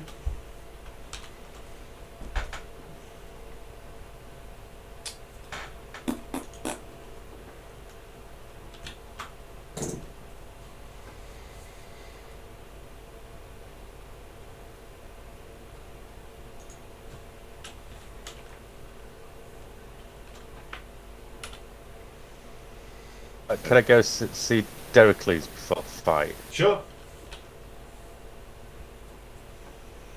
Am I right to do that? Yeah. But it's still in the inventory or now? Yeah, you do it now. Dericles. Yes, yes, Mr. Pinchot, how can I help you? Sorry, I was a bit out of it earlier on. I feel somehow better now. Remembered who I am, and then as he says this, he's just going to heft his eviscerate. Back to my old self again. Okay, I was going to ask you, what did you do with my vat? Your what? The one I wrapped your wounds up in. My cravat. Oh, my your neck cravat. scarf. Oh, I say I'm not really up to date with all the latest fashions. As you can see, I'm just a humble priest, wearing some slightly more stylish robes than I know. I'm going back to my old shabby robes for this thing. I don't want to look too conspicuous for the mission. Okay. Just my normal shield robes. And so, well, yes, here. Thank you. It saved my life. I am forever in your debt. If I was wrong about you. You are an honest and true servant of the Emperor. Yeah, Dericles, I have a present for you. I know you. Oh. And I'm going to give him my spinning bow tie. This will go great with the outfit you're wearing. Really? Would you think? It spins like your chainsword. Oh well, actually, that's I like to coordinate. I suppose, like I'm, in light of trying to impress Merlene, perhaps she'll be impressed if I can. I think if you activated that while using your chainsword, it would throw the eye off. I somehow believe that your style tips are, and / combat tips are probably very, very helpful. I trust you. I trust you, Pincher. I trust you with your. I trust what you say, and I trust that you would always have my back and never steal from me, and always be a good friend. Of course. I'll just at my back pocket. What good say? You haven't. I am ready. You wouldn't have to have seen. I left one of my books lying about. I know you're learning to read at the moment. It's a step up from colouring books, isn't it? So, sorry. Give me my fucking book back! you thieving gypsy! No, I'm joking. I'm sorry. You don't know nothing. No, I know. I've got no clue. It's just so frustrating. Like because it's gonna be so pissed that I lost that book. Yeah. It's like sort of the worst book you can sort of lose. Really. A book of forbidden law in the hands of a primitive from Iacanthos. Could possibly go wrong. What could possibly go wrong from that? Yeah. Yeah, I mean, it's not like primitives with forbidden knowledge. Wasn't a bad thing for Iacanthos in the first place, but it's not like you can keep trying to be psychic and then end up being psychic, is it? Yeah, no, exactly. Something I haven't done. Something I haven't done for a while. That's something I used to always do with Dick Pinch. Knowing I'm not a psychic, I do psychic. Well, unless it does not work like that. Sorry, I had to get out of my system, Dave. I know it was meta as fuck, but it's just like I want that book back. I'm never gonna get it back. I just know I'm never gonna get it back. You'll never catch Pincher. No, I'd never suspect a loyal and trustworthy servant to the Emperor to go rifling through my personal effects. Hey, dude, I calmed your girlfriend down. What it is, local paper, lost book. Lost book of forbidden law. Contact Dericles at House Strophs. Pages may hurt eyes. Contact Dericles of the Inquisition at House Strophs. Subtlety down. Time for subtlety is over, and then I'm going to rev the chainsaw. Let's do this. And then just say to fix stick with a look and go, let's do this. And I'm going to spin the bow tie as I rev it. Perfect, man. Perfect. Okay, so you're wearing a spinning bow tie. Excellent. Now we're ready. Well, I'm going to put that into my inventory.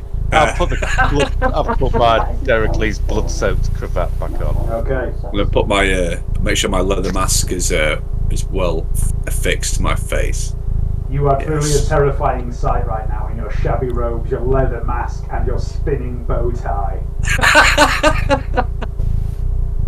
Alright, so, is everyone done? Anything else anyone wants to do in preparation for this?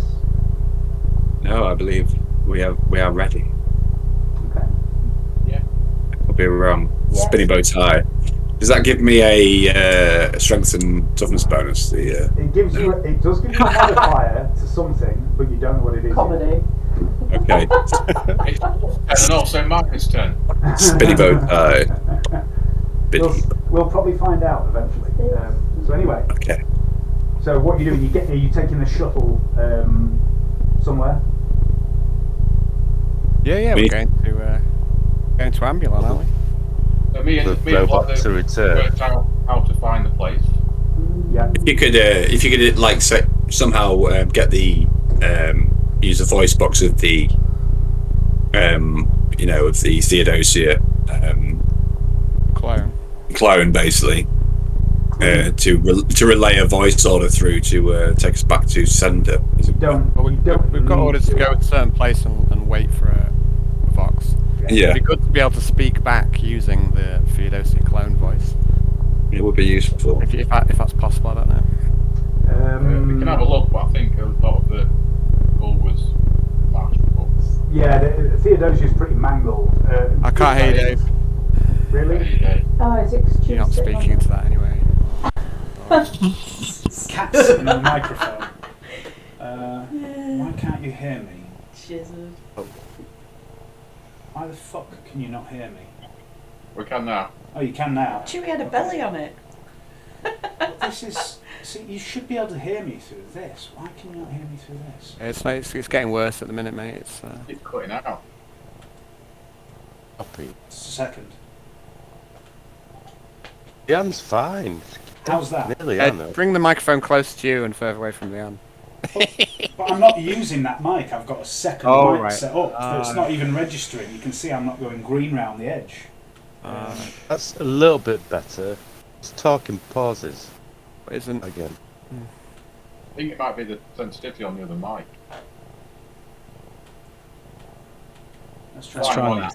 When you get to How's that? There we go. There you go. All right. So what was I saying? So if you had the mimic skill, for example, you could mimic Theodosia's voice. If the head wasn't as damaged as what it is, you could use that to somehow synthesize his voice. But currently, neither of those options are present. But you do know this vague instruction is to return to a certain point in the wastes and await further instruction. What do? Do we travel there, then send the message through the servitor? Yeah, well, I think we need to see what we get told. I mean, presumably that's going to take us to. Do I know? Because I know the position of Ambulon, don't I? From Reg. You know where Ambulon was when Reg was there. Yes. So does this tally up with the random coordinates, or is it somewhere completely different? The position that Reg knows Ambulon is in is about 30 miles south of the position that the shuttle is instructed to go back to. Okay, so it's in the same ballpark. Obviously, Ambulon moves around. Yeah. Okay. So yeah, I mean, like I say, we can always send the bird out as well, or I can spirit walk out and try and scout as well. Yeah, I think we need to find out what we get told, and then maybe try and work from there. Yeah. And like I say, and put the our response back through the. As you say. Okay, you just tell the pilot to return. And back in. I mean, there's a couple of things you can do. Ramsey can fly the shuttle manually as well. But I mean, if you did the pilot, it would return to the location where you need to go. No, the pilot is instructed to return to a specific location and await further orders. Okay. Yeah, I think we need to do that and see what happens. Brownie's muted. Brownie, you're muted.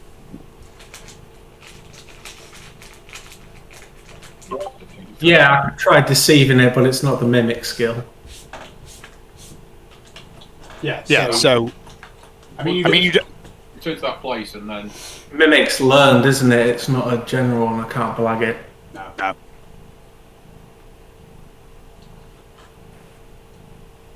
But yeah, you don't. Let's just fly there, and then we'll fuck it. We'll. They were. Start killing everybody, and then find Theodosia as we wade through the bodies. In the other order, Derek. All right. Learning is heresy. There is only. We need to bomb rush in. Of course.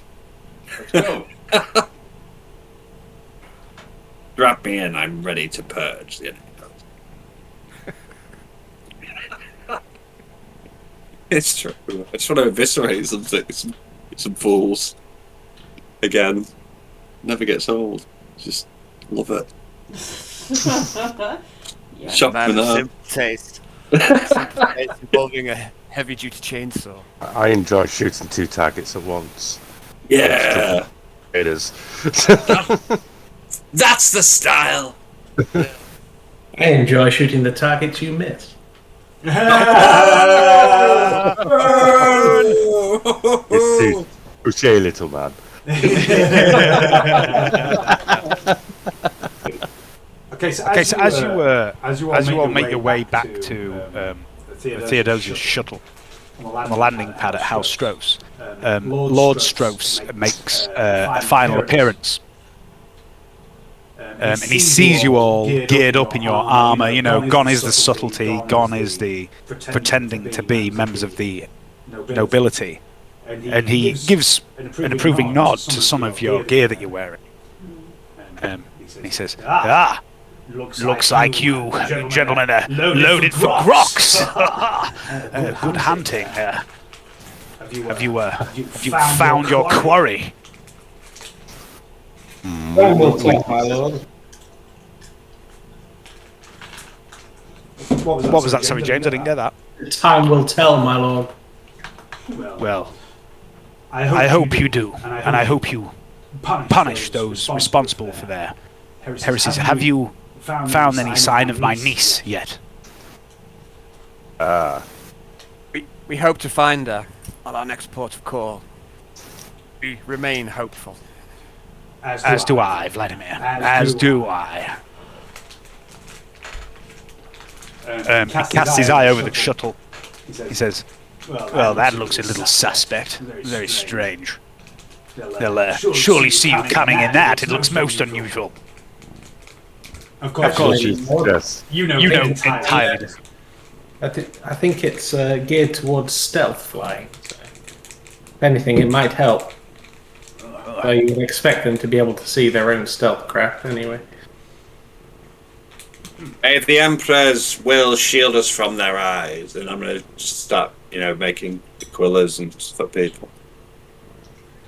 Okay, Do not fear, my lord. We shall find you.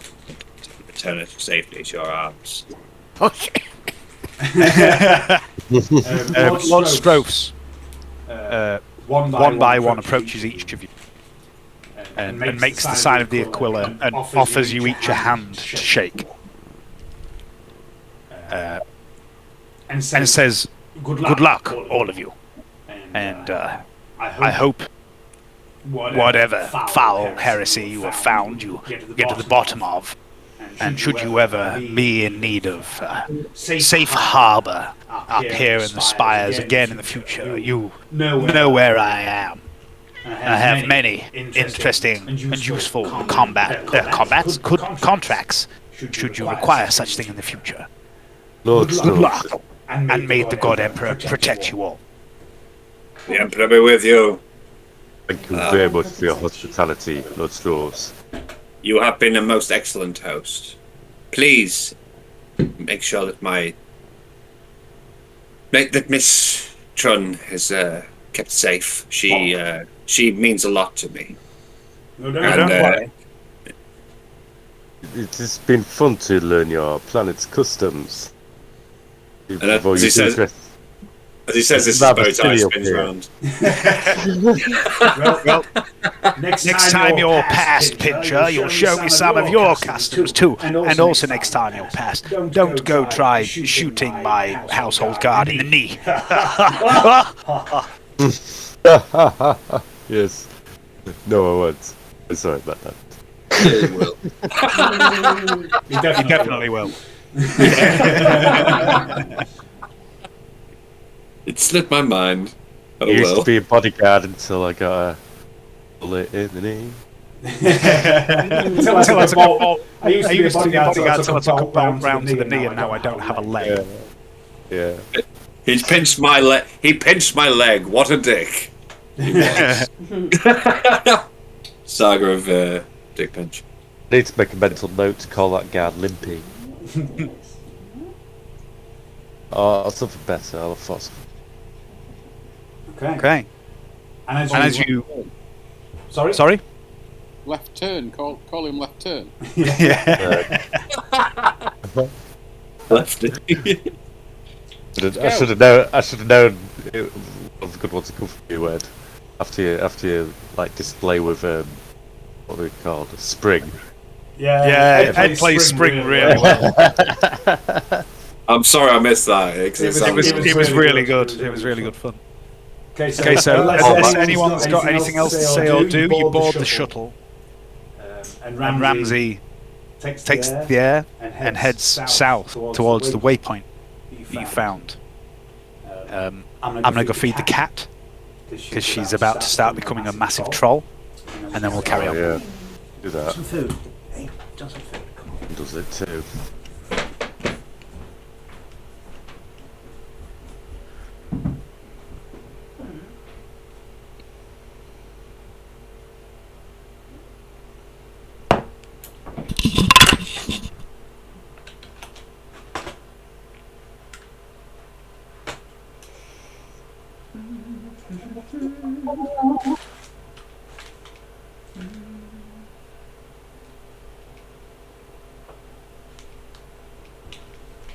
I didn't catch what you said then, Leanne. I didn't say anything. Breaking up. I didn't say anything. Is it someone else speaking? I heard someone. You what, sorry? I heard someone I don't know. I thought I heard someone speaking. I don't know. Well, me either. Maybe it was a ghost. Don't worry, no one's guilty. Okay. Ghost. No responsibility is taken here. I heard something. Was it a ghost? It was like. I reckon it's a ghost rat. Ghost rat. Okay. Ghost rat. So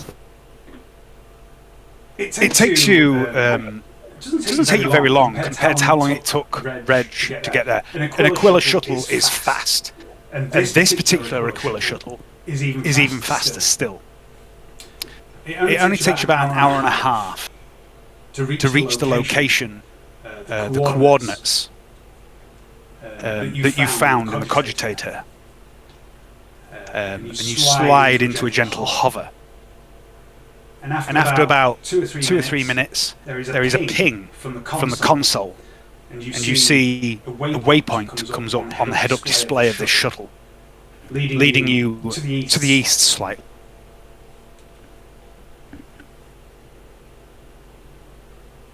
You follow this instruction, and Leanne passes me a beer, please. Have you got the picture of Walking City? Hang on. Rolls her eyes. Patience. It's time. We're there. Thank you. So about an hour and a half after you leave the towering spires of Hive Sibyllus behind, a staggering sight greets your eyes as a mountain smoothly lumbers over the desert floor below you, leaving in its wake a vast trail of fractured earth. Dozens of long legs slowly lift and fall as the huge beetle-like Ambulon slowly makes its way across the surface of Scintilla. Here we go. Wog. Ridiculous. Already ancient when the Imperium first conquered the Calexis sector, the Adeptus Mechanicus believes Ambulon to be a holy construct, a god machine on par with the colossal titans. Ambulon is never at rest, and its constant movement dictates the life of every one of its inhabitants. The nobles of the ever-walking city live in low-slung, elegant buildings along the spine, while where the swaying Ambulon gate is least likely to affect them. The industrious worker caste live in crowded tenements that stretch across the vast, shield-like back of the great machine, where they must constantly deal with the threat of hivequakes. All citizens of Ambulon have to justify their presence on the machine, for space is at a premium. Failure to be able to state one's function, or the industry one is employed in, when questioned by Ambulon's authorities, results in banishment to the wretched dwellings of the underbelly, and there the poor live clustered in makeshift settlements slung beneath Ambulon, whose constant movement continually threatens to send them plummeting to their deaths on the desert far below. Your shuttle cruises in towards this city, towards the coordinates you were given, towards a small landing platform near the centre rear of the machine city. And before you've even properly settled down, you can feel a great, slow, thrumming shudder through your body as the mechanisms of the machine shake the world around you with its ponderous movement. Welcome to Ambulon. Fascinating. Oh, this is just mind-boggling. Now let's burn it to the ground. No, fascinated. Eric, tell me, have you ever killed a city before? No, but it's the first time for everything. He did try, actually. It's time. Now's the time. The Emperor wills it. So the rear landing ramp of the shuttle descends, and you're met with the smell of burning promethium and machine oil. There's a constant noise, clanking of machinery, and you feel this gentle sway coming from this massive machine that walks the desert. What would you like to do? We're up the ship now, yeah? Uh-huh. We've been given coordinates to come to this position. Yeah. And they're supposedly meant to bring me, but do we know where? Well, subdue me and then take me somewhere. Alright, I'm going to hit you around the back of the head. Don't do that, Pincher. I knew you were going to say that. We could just pretend. Let's play pretend. It'd be more convincing if it's out cold. You're looking for any excuse, Pincher, to give me a whack round the head. No, of course not. Of course not, mate. We need your head in one piece. I'm all being silly because you're my friend. So, have we any idea where they were meant to take the captive psyche? No. Okay. Are we meant to use the servitor to relay a message? Maybe get landing. You already landed. Oh, right. From the city. You're in the city, but there seems to be no one around. You're right at the rear of the city. No one has greeted you. There doesn't seem to be any people around. We've been rambled, boys. Check with the horseback, see what we see. Charge! 720. Okay. Just ignore me. I've had too much whiskey. I'm getting fired up. So Ishmael, you want to use your auspex, do you? Yeah, we've got an horseback. Give it a quick scan. Shall we see what we see? Mm-hmm. So give me a perception check with plus 20, please.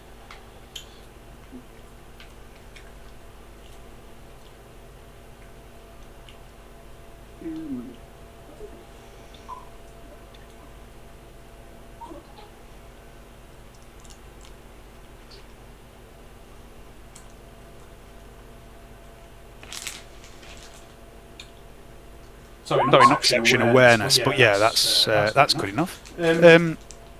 As you scan around, you see there's people. No one particularly around this landing pad. You know, at the end of the day, it's a landing pad, and you don't want to be standing too close to landing pads when shuttles take off or land. But there are people. You can detect them on your auspex all over the place. And out here in the open, under the sky of Scintilla, you have a much better signal on your auspex. And there are dozens, if not hundreds of people here, there and everywhere. But you see, sort of towards your southeast, there is a large cluster of people showing up there. A target-rich environment.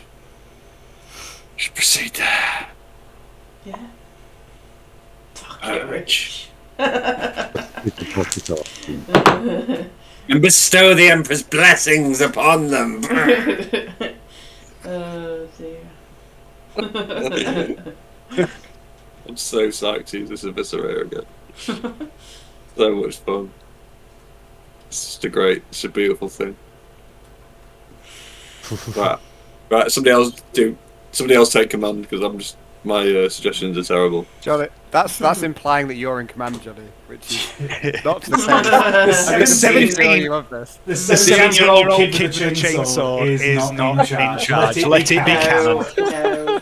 The Emperor's in charge of all our operations. Let's not forget that. To say anything but is heresy. No one can be in charge of you anyway, Johnny, because you're just like... No one could be in charge of a loose cannon. Irrepressible. Where it goes. I'm gonna stim myself in the neck. Just get going straight away. Prep a hallucinogen and grenade. Let's just party. Let's just get this party started. Yes, sedate him. It was for the best, Heracles. We're here for Theodosia. We're not here for random civilians. Civilian destruction.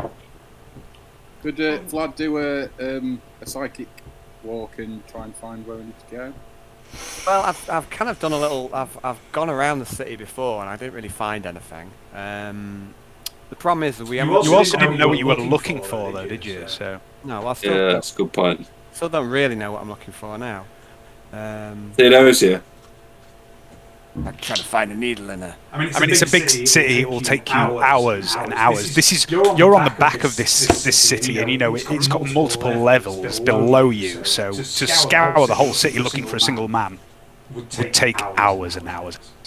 We could. Does it go by any? Does it have any? Is pseudonyms the correct word, or is that just something? You don't know any aliases. No, that's the one I was looking for. Aliases. Sorry, mate.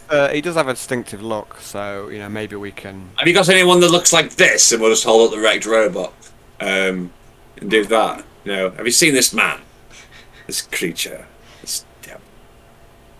Ignore my. We were told to wait further instructions. So it sounds like it looks to me like we've been rumbled. You were told to fly to a certain location and await further instructions. Did we do that? Which we did. And then you received the signal of where to land. Mm-hmm. Okay. Right. Is there any entrance? I think we should wait. I think we should wait and let him come to us. To be waiting, wouldn't we? He's a smart one. I mean, yeah. It's quite possible we've already been made. Can I go and do some reconnaissance? Look around. Yeah, I mean, the thing about reconnaissance won't hurt anyway. Let's go back in the shuttle. I'm going to go back in the shuttle and do a spirit walk. I don't know if you want to wander around, pinch you. Well, I'm going to sort of like ask about a bit, like sneakily have a look around at stuff going on. I'll go back to the shuttle, set up some runes, and go spirit walking, I think. Okay. I'm going to probably get stuck at the first door, what I won't know how to open. It's a very open city, this. There's no doors as such. There's just this landing pad. It's open to the sky, which is a bit of a rarity. And you see various passageways heading here, there, and everywhere into the city deep, and you can hear sounds of industry. Ishmael's detected life signs all over the place. It strikes you there are a lot of people milling about nearby. Make a How many lanes off are there? Can I make a roll to see which one I'm going to go down? I haven't got a specific number, but if you want to wander down certain paths, then it will be some rolls. Yes. Okie dokie. It's a job for Reg. Well, I mean, I say we need to do a bit of reconnaissance. I can send Reg out at the same time as Spirit Walking. I'm going to go see if there's a bar. You can show what Theodosia looks like to Reg in his mind, can't you? Then you can go and add and fly off, see if he sees anything. Yeah, I mean, might as well. There's certainly no harm in doing that. Does Reg? Yeah, I mean, I'll send Reg an image of Theodosia. Okay. Not a problem. Dave, with the information I've got on the Theodosia bot, would I be able to fix the Auspex to look for certain signals? You could certainly try. Good. Yeah, I'll try that then while he's. Yeah, give me a tech use test. Straight tech use. So, is there any way of you could, you've got the chip and stuff, haven't you, and stuff as well from the thing? Is there any way you could program that in and sort of and see if you could identify the location of that chip, of a similar sort of chip, or you could trace basically say it's like a remote connection. Is there any way you could reverse trace that to a potential location? Okay, so that's literally what I'm trying. Yeah, there is definitely a signal based on the information you have. A similar signal coming from towards the rear of Ambulon, towards the arse of the giant beetle. But you can't specify exactly where it is. Okay, I'm going to tell Vlad and the others about the information found towards the arse. It makes perfect sense. That's where Heresy resides. Let's go. Hold me back! Hold me back! Dericles, you have no idea of this going on. All right. Okay. Sorry. Yeah. I'm going to use the information that Ishmael's given me to focus. I'll say sending Reg off in that direction, and I'll do a spirit walk in that direction as well, and so do some reconnaissance this way. You'll have to forgive me, Dave. I'm getting a bit overexcited because I feel like we're so close to just nailing this fucking annoying bastard. Okay, so I would like Vlad first to cast your projection skill. Okay, one moment. I'll just have a little look. Remind myself how much it is. 21. 21 plus 7. Okay, I'll go for 3 dice. 3d10. I like to set up them runes to use phenomena. Okay. Please. So that's a pass, but with a perils. It's just what we need. It's what we need. Perils. I'd like let the perils rip. I'd like to re-roll that, please. Yeah. Okay, that's better, but not much better. Okay, so roll a d100 again, please.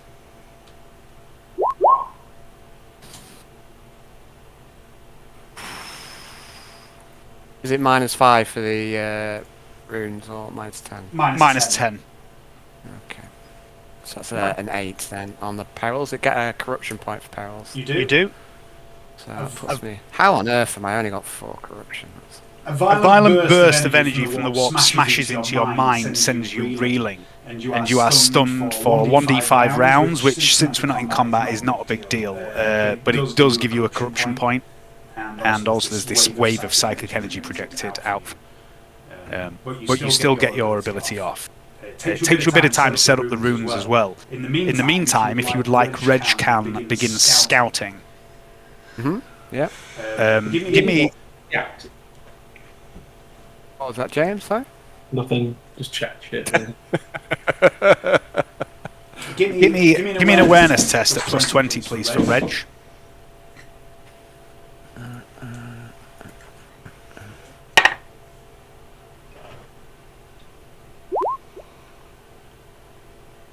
Yes, pass with 2 Okay. degrees. Okay. You begin sweeping around the rear edge of the city for around an hour, and Reg doesn't particularly find anything that makes sense.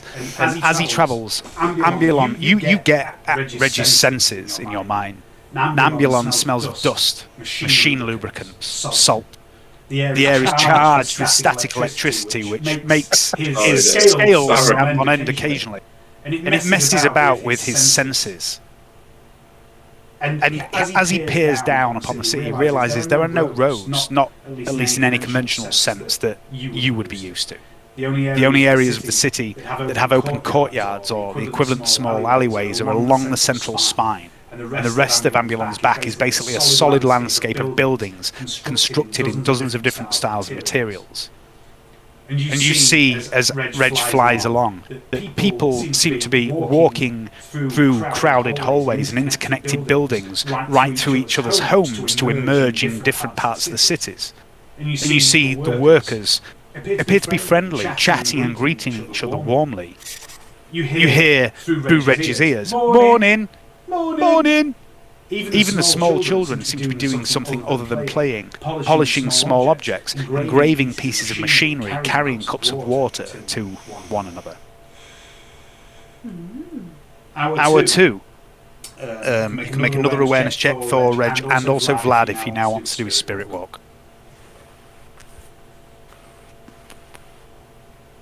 Is it a straight test? Or This will be a plus 20 because you're heading towards the rear.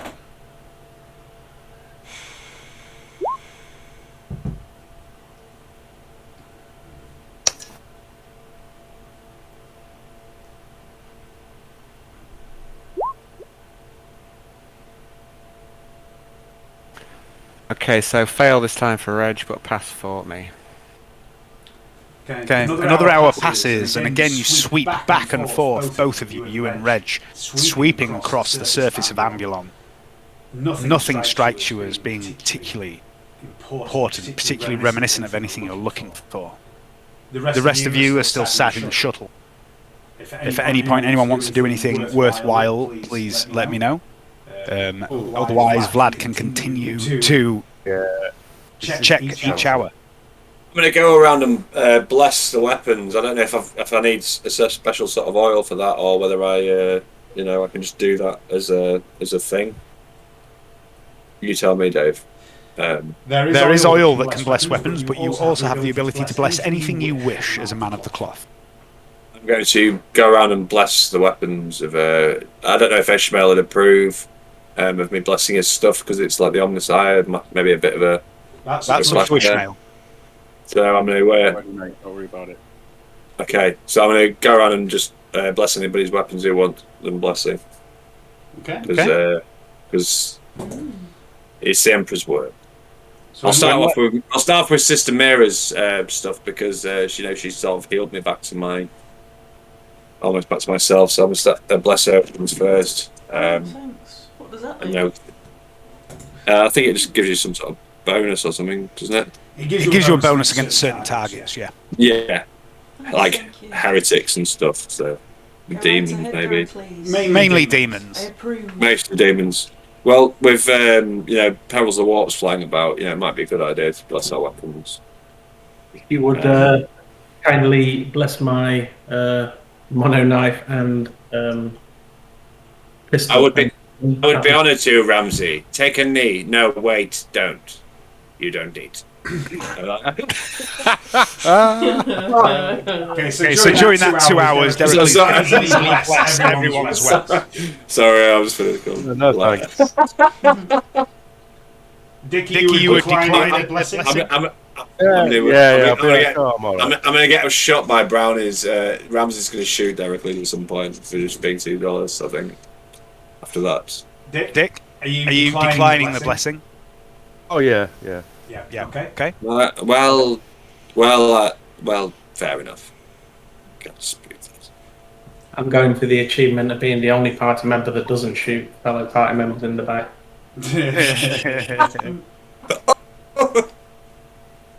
Yeah, I know. It's an Nobody accolade. wants to get shot in the back by Ramsey. Yeah, it would actually do the business. Yeah, you'd be dead. Okay. Hour 3, Vladimir. Vladimir. You can make another awareness check for both you and Reg. Is there any way to search for the black metal?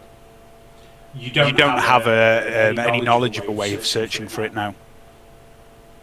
Ishmael did spend some time on Pandora researching the black metal, but there's no known way currently to detect it.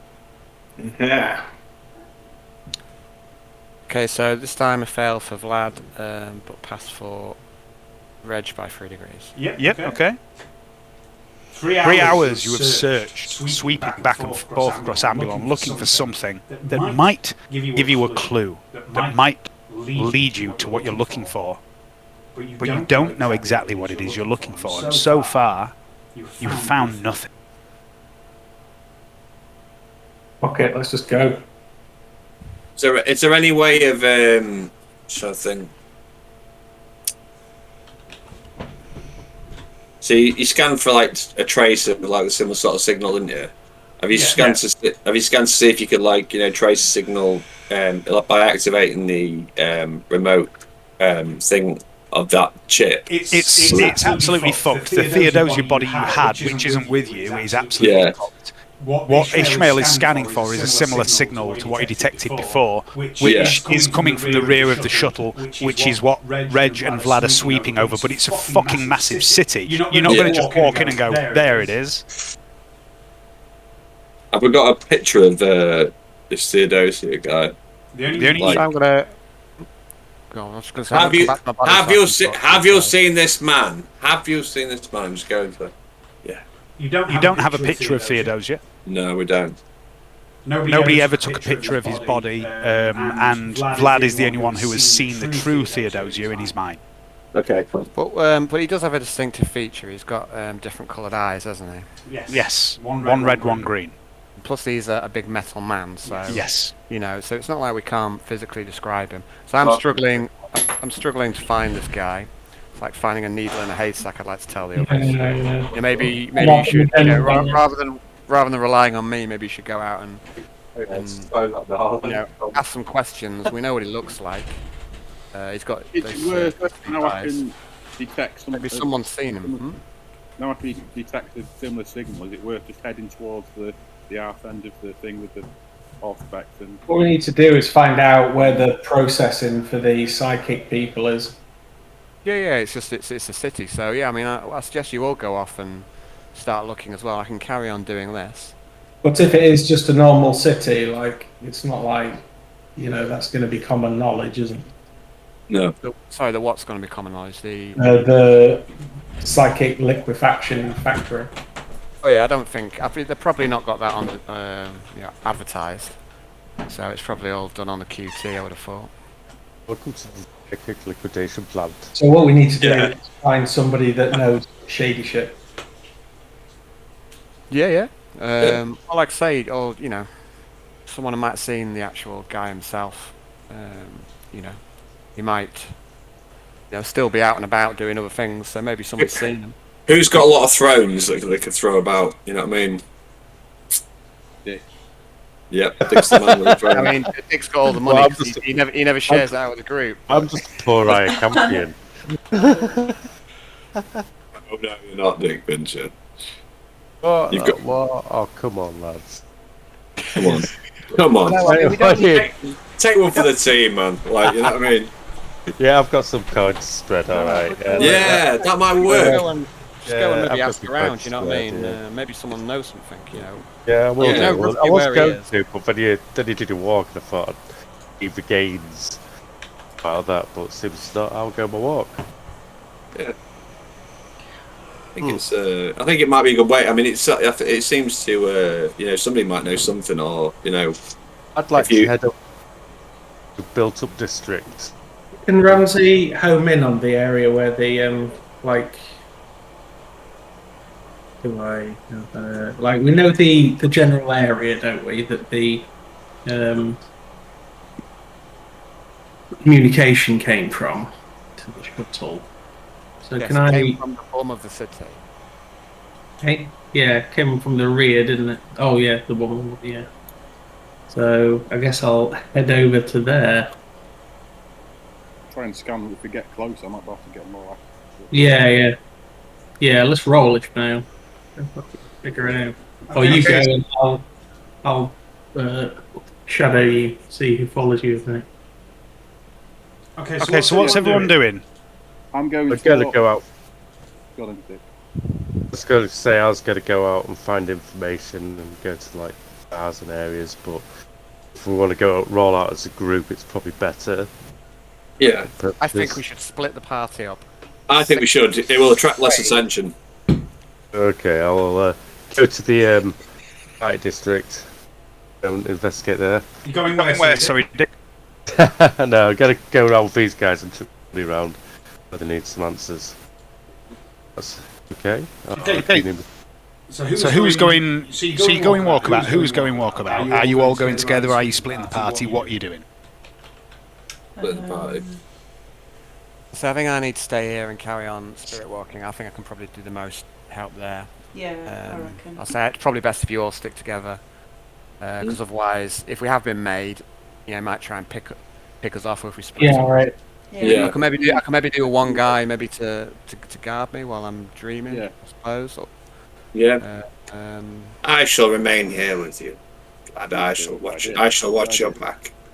That's probably the smartest thing that Deracles has ever done. Yes, you stay there, Deracles. I think the rest of us are gonna walk down. I think Ram's gonna keep his distance. I think it's for the best. So you're going. Whereabouts are you heading? Towards the arse end of it. Towards the arse. So you useful for a mechanic and man to be walking about. You've no idea. You've no idea until you're still in this isolated landing pad at the minute. I have bought my overcoat. I still look a bit odd with it. Like that. Yeah. Yeah. Fuck it. I'm just gonna walk towards the arse end. Yeah, let's just go for it. See what happens. Do it. Let's go. Bound to bump it. You're bound to bump into him somewhere. So do it. Okay, so as the four of you begin to stride through the city, you quickly begin to realise that there's quite a lot of people here. They all seem to be busy, moving about. No one seems to pay too much attention to you. Oh, that's good. And after about 25 minutes or so, as you're heading towards the arse end, you begin to pass into this rather crowded-looking district, and you see this group of 10 men wearing flak armour and green armoured overcoats that you recognise as officers of the Magistratum. Sorry, green armour with tan vests over the top. One of them turns to you as he sees you approaching, and he goes, "Documents, please." Oh shit. Papers, please. I'll You do not need. Vlad, this is where we needed you. You need to be going away. Please, you're not there. Shut the fuck up. Dave, don't be mean. Let the guys who are there do a thing. Alright, I'm taking my headphones off and muting myself. So there. So Ramsey, Mira, Ishmael, and Dick, documents, please. Right. Oh god. I pass out my documents. Okay. Yes. Let me Yeah, we just. have documents, don't we, Dave? From Oh no! Did we leave them on the ship? What documents do you have that you can produce? sure we got from. Don't have any. There, your identification papers. Mechanic and badge. I'm just going to turn around and go, oh, bugger man, we need to go. Sorry lads, I'm just going to get a bag. I'm going to turn round. The 10 officers of the Magistratum raise their rather hefty-looking las rifles and say, "Drop your weapon down on your knees!" Shit. I'm going. I am going to run for it. Okay. Really?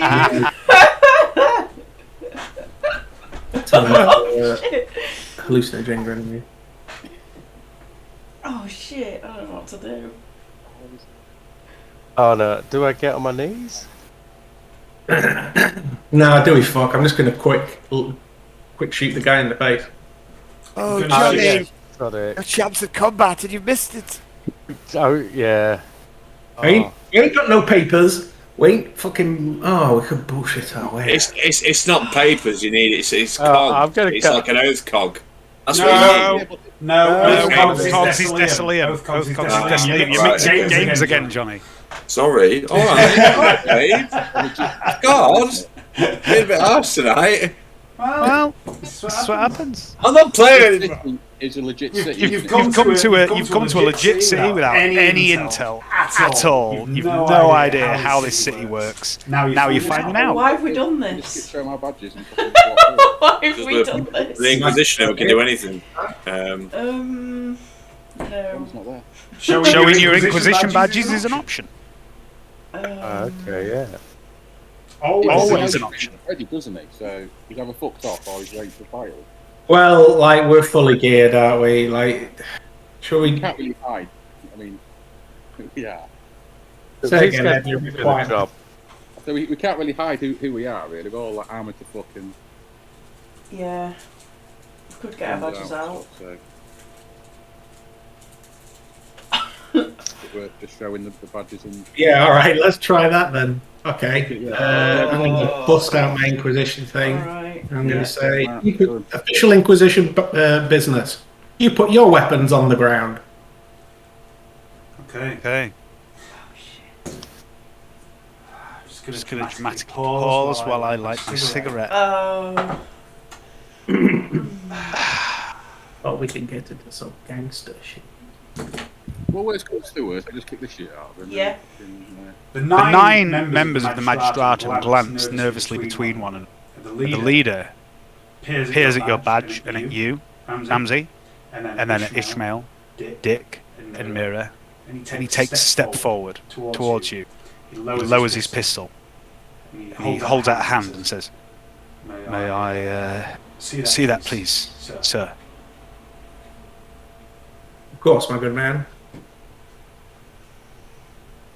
He takes your Inquisition badge and he pulls a device from his belt, scans the device, puts the device back on his belt, hands your badge to you, turns to his men, waves their weapons down. He makes the sign of the Aquila and drops to one knee before the four of you. Says, "Forgive us, sir. We did not know Inquisition operatives were working aboard Ambulon. How we may be of assistance to you?" Well, actually, it's our own fault because we didn't realise that papers were required. Perhaps you could help us fashion us with papers so there won't be any further misunderstandings between us all. That's a little bit above and beyond my remit, sir. Generally speaking, vagrants are tossed over the side of Ambulon. However, we can provide temporary papers or escort you to wherever it is you're going. Temporary papers will suffice, although you might be able to offer intelligence. You're better at. You got deceived. Yeah, no, it's not really a deceive, is it? No, doesn't seem necessary. Oh, we're lucky. You got kind of asking that we're looking for Theodosia without asking.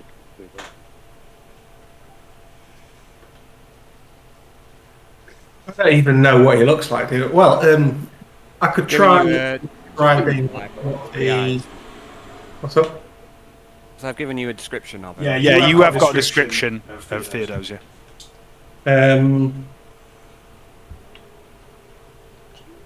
I'll ask him if he or his superiors would be able to survey certain areas of the ship, of the city, for a individual matching this description, and then I'll relay the what I know about Theodosia. Give me an inquiry test.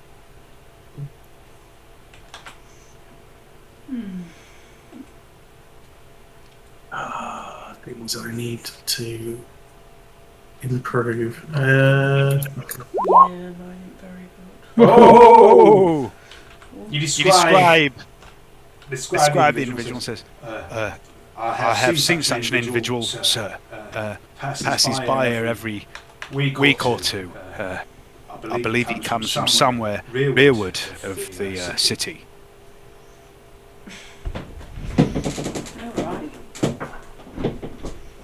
Do you know if your superiors would be able to help us survey that area of the city? We do have some limited surveillance aboard Ambulon. I'm sure they'd be pleased to help the Holy Ordos, and he makes the sign of the Aquila and bows again when he says this. I'll offer the sign of the Aquila and say, please take us there. Okay. He leads you about... Sorry, Dick, what's up? It's okay. It's okay. Carry on. Can I just say something? I realise now that not every single Imperial citizen is a heretic. I'll leave it there. Continue. I've been hinting at that for some time. But okay. It's only just sunk in there. It's a growth moment. I've had an epiphany. It's a meta growth moment. Yeah, it's a meta growth. So he leads you on a 10-minute walk. You pass by a very busy-looking marketplace with a number of stalls and shops available, and he leads you to the following precinct.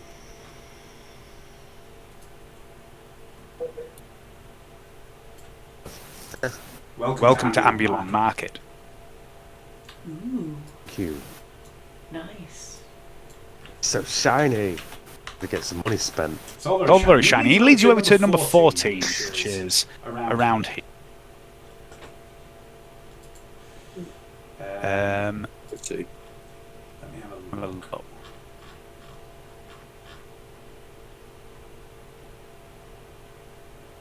Somewhere I've got a document for Ambulon.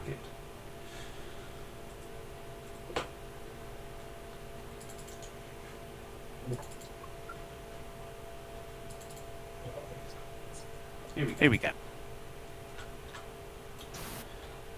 There's a sign above the door that reads Magistratum Satellite Station Ambulon Beta 40. Leads you inside. It's a very small place, obviously designed to just accommodate a handful of Magistratum troopers. There is also a single cell here, which is currently vacant. There's a man behind the desk who stands up, peers at you as you enter with the lead officer. The others stay outside. He says, Sergeant, these gentlemen are Inquisition operatives. They're looking for a specific individual. One red eye, one green eye, heavily augmented. They wonder if you could perhaps use what surveillance we have to scour the area rearward of the city. The sergeant nods and immediately begins to get to work on a cogitator.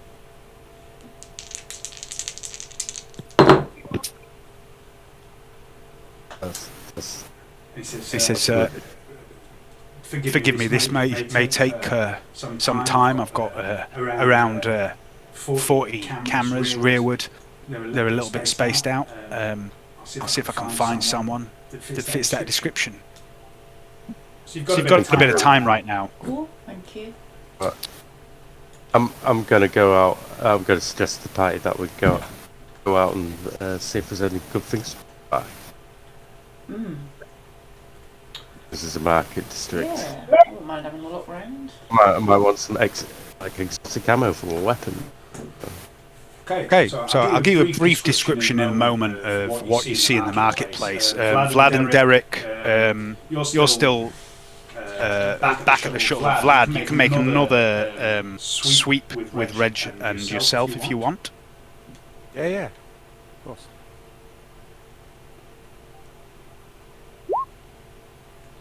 What is that giant? I'll come to that. All right. Is that you? 2 and 5? Yeah, 2 and 5. Between the two of us. Okay. Back to that in a moment. So, Ambulon Market.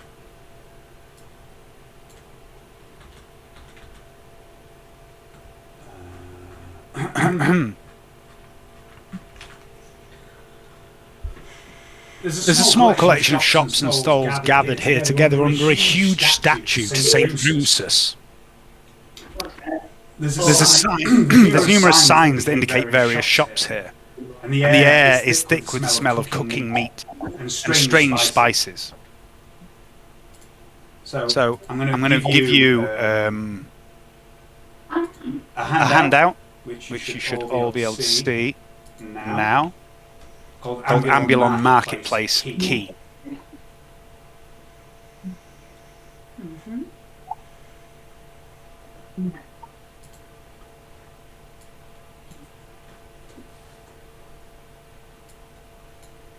So have a moment or two to have a look at that. And tell me where you'd like to go.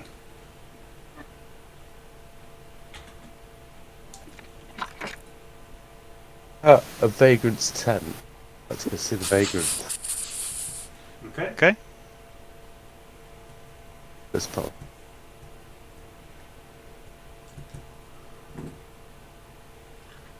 Oh. I need some more whiskey down this.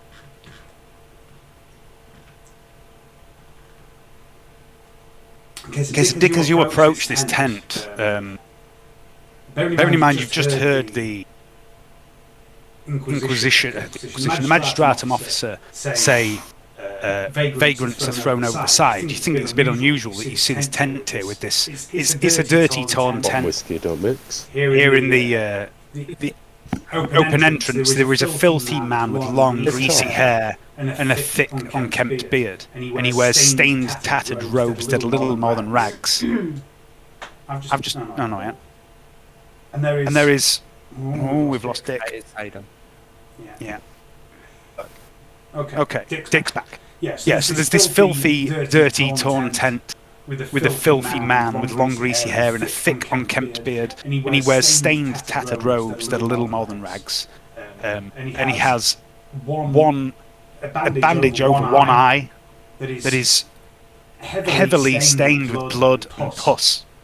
Alms for the poor! He calls as he pulls out a tin metal mug, rattling it before himself. Sounds like there's a couple of thrones in there. I took 2 thrones in. Okay. He says, Thank you, kind sir. May the Emperor protect you. Aye. Just wondering. Oh, artist put out. Just wondering, man. What are you doing in this place? Do you sell something, or the service I could use? I do not know where I am, nor how I got here. I woke up here a few days ago, and I have been offered no help. You are only the second person to give me anything. Well, sometimes, man, you have to take it. The Emperor works in mysterious ways, my friend. So, what is your name, sir? I do not recall. I remember nothing of who I am or how I got here. Can I call you Jim? And just to say you've got a name. It's as good a name as any, I suppose. And what is your name? Well, my name's Pincher. It's a pleasure to meet you, Pincher, and thank you for your assistance. That's all right, Jim. Oh, poor Jim. So, Jim, have you seen anything strange going on in your 2 days of waking up as a new man? I haven't seen anything. They took my good eye. So can't you see with your bad eye? I can barely see the outline of you, my friend, Pincher. Oh, yeah, man. Yeah, this will not do. And I'll tell you what. As a sign of my goodwill and faith, I'll give you this as something to keep you warm. And I'm going to stick the explosive collar on him. Yes. Yes. It feels wonderful. Is it inscribed with the Emperor's holy sign? It certainly is, man. You are certainly a blessing, Mr. Pincher. May the Emperor protect you in the days to come. Boris, you enjoy. It should keep you warm at night. I can feel the Emperor's warmth all over me already. If it gets itchy, just make sure you do it in a few hours before you try to take it off. I will. Thank you, kind sir. Thank you. I'll leave the tent. It was useless. Okay. He got rewarded as such. Oh. As you walk away, Pincher, I'd like you to make an awareness test, please.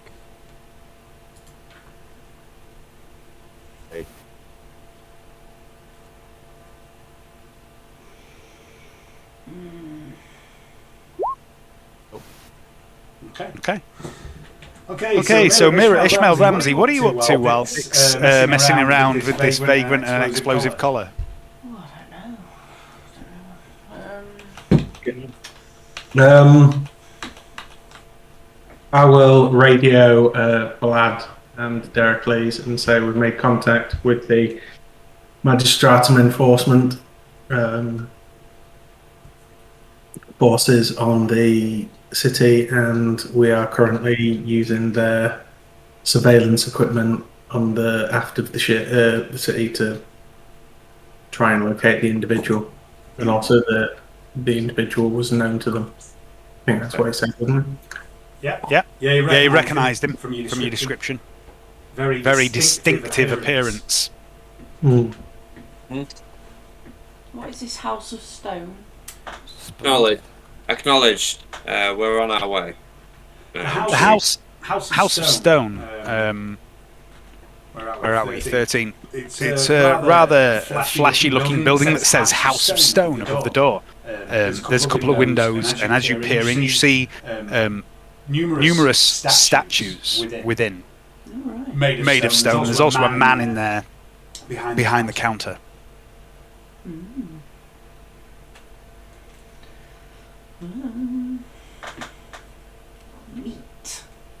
Okay, so Vlad and Dick. Vlad and Derek. Are you on your way here? Did you say anything came out of those last awareness tests that I did, Dave? Or not? So you said you'd come back to it and then you never did. There will be something, but Ramsey's just voxed you. Dericles has received that message. I just want to know what Mirror and Ishmael are doing before I cover what you guys are doing. No worries. I'll go and have a look at this shrine. A shrine? A shrine? Okay. I'm interested. Alright. So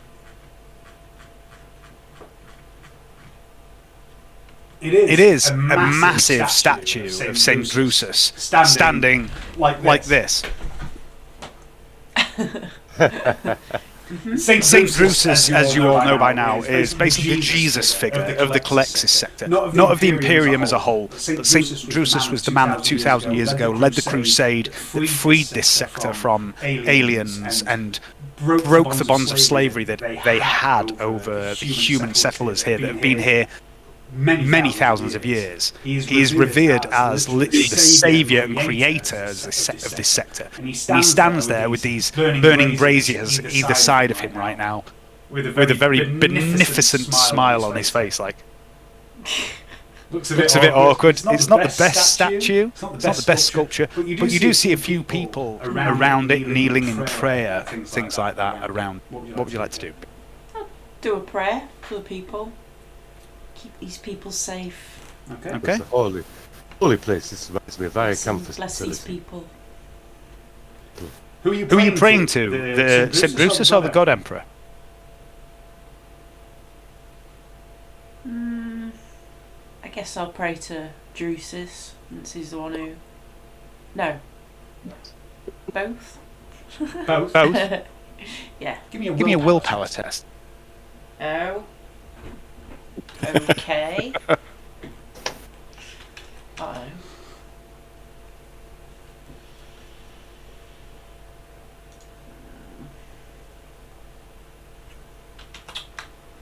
Oh. Dun, dun, dun. Oh, Why is today like this? Whoa. Okay. You spend some time smited by the God Emperor. Spend some time praying to the God Emperor and also Saint Brutus. You know a lot of prayers to both, and as you go about these prayers that you're making quite audibly, you notice a lot of people begin to stand and come and move around you, and they all kneel, make the sign of Aquila, and you seem to be accidentally leading people in prayer. This wasn't your intention, but they seem to gravitate towards you. Ishmael, what are you up to? I'm still in the room. Staying there. What do you think I could do in there? The system. Yeah, you could give them some assistance if you want. Give them a plus 10. Should start singing. That'll go well. Yeah, let's sing. Let's do a sing. Mira has a history of singing really well. So go on. Give me the performance now roll. Is the time. Let's see what happens right now. But Ishmael, you assist these guys. You actually speed up their process a little bit. I can see it's all going so well, so I'll decide to sing. Very good. Yeah. On the right hand side, Leanne. Former singing or something like that it's called. Right. I'm going to give you a plus 10 for this, for the prayers that you did as well. Okay. What do I put plus 10? 10, yeah. Mira begins to sing, Come find me, blessed Saint Drusus, a well-known prayer and song throughout the entirety of this sector, and after the first halting verses, her confidence begins to grow. The crowd of maybe a dozen or so people begin to join in, and slowly a few other people come out of some of the other market stalls and wandering off the streets and begin to join. And after a few minutes, there's 30, 40, 50 people gathered around the shrine of St. Brutus, all singing his praises and those of the God Emperor. Nice. So it should be.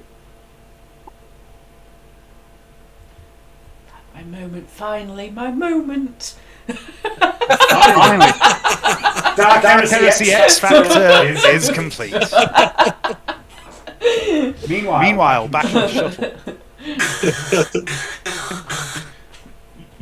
Dericles and Vlad, you get this message. They're looking for him. You know, Ramsey tells you they're looking for this guy in the Magistratum. They've got some surveillance. And they're sweeping through these data feeds now. And at the exact moment that Ramsey tells you this, Reg settles down on the roof of a building and looks down into a courtyard. And Vlad approaches from a different direction and sees the same thing. A tiny temple run down. It looks like it hasn't been used in some time. But above the door is a sign. A neon sign, which currently isn't lit. It looks partially incomplete. And a single word has been made out of neon tubes that isn't currently lit. And you see what this word reads, despite the fact it isn't lit.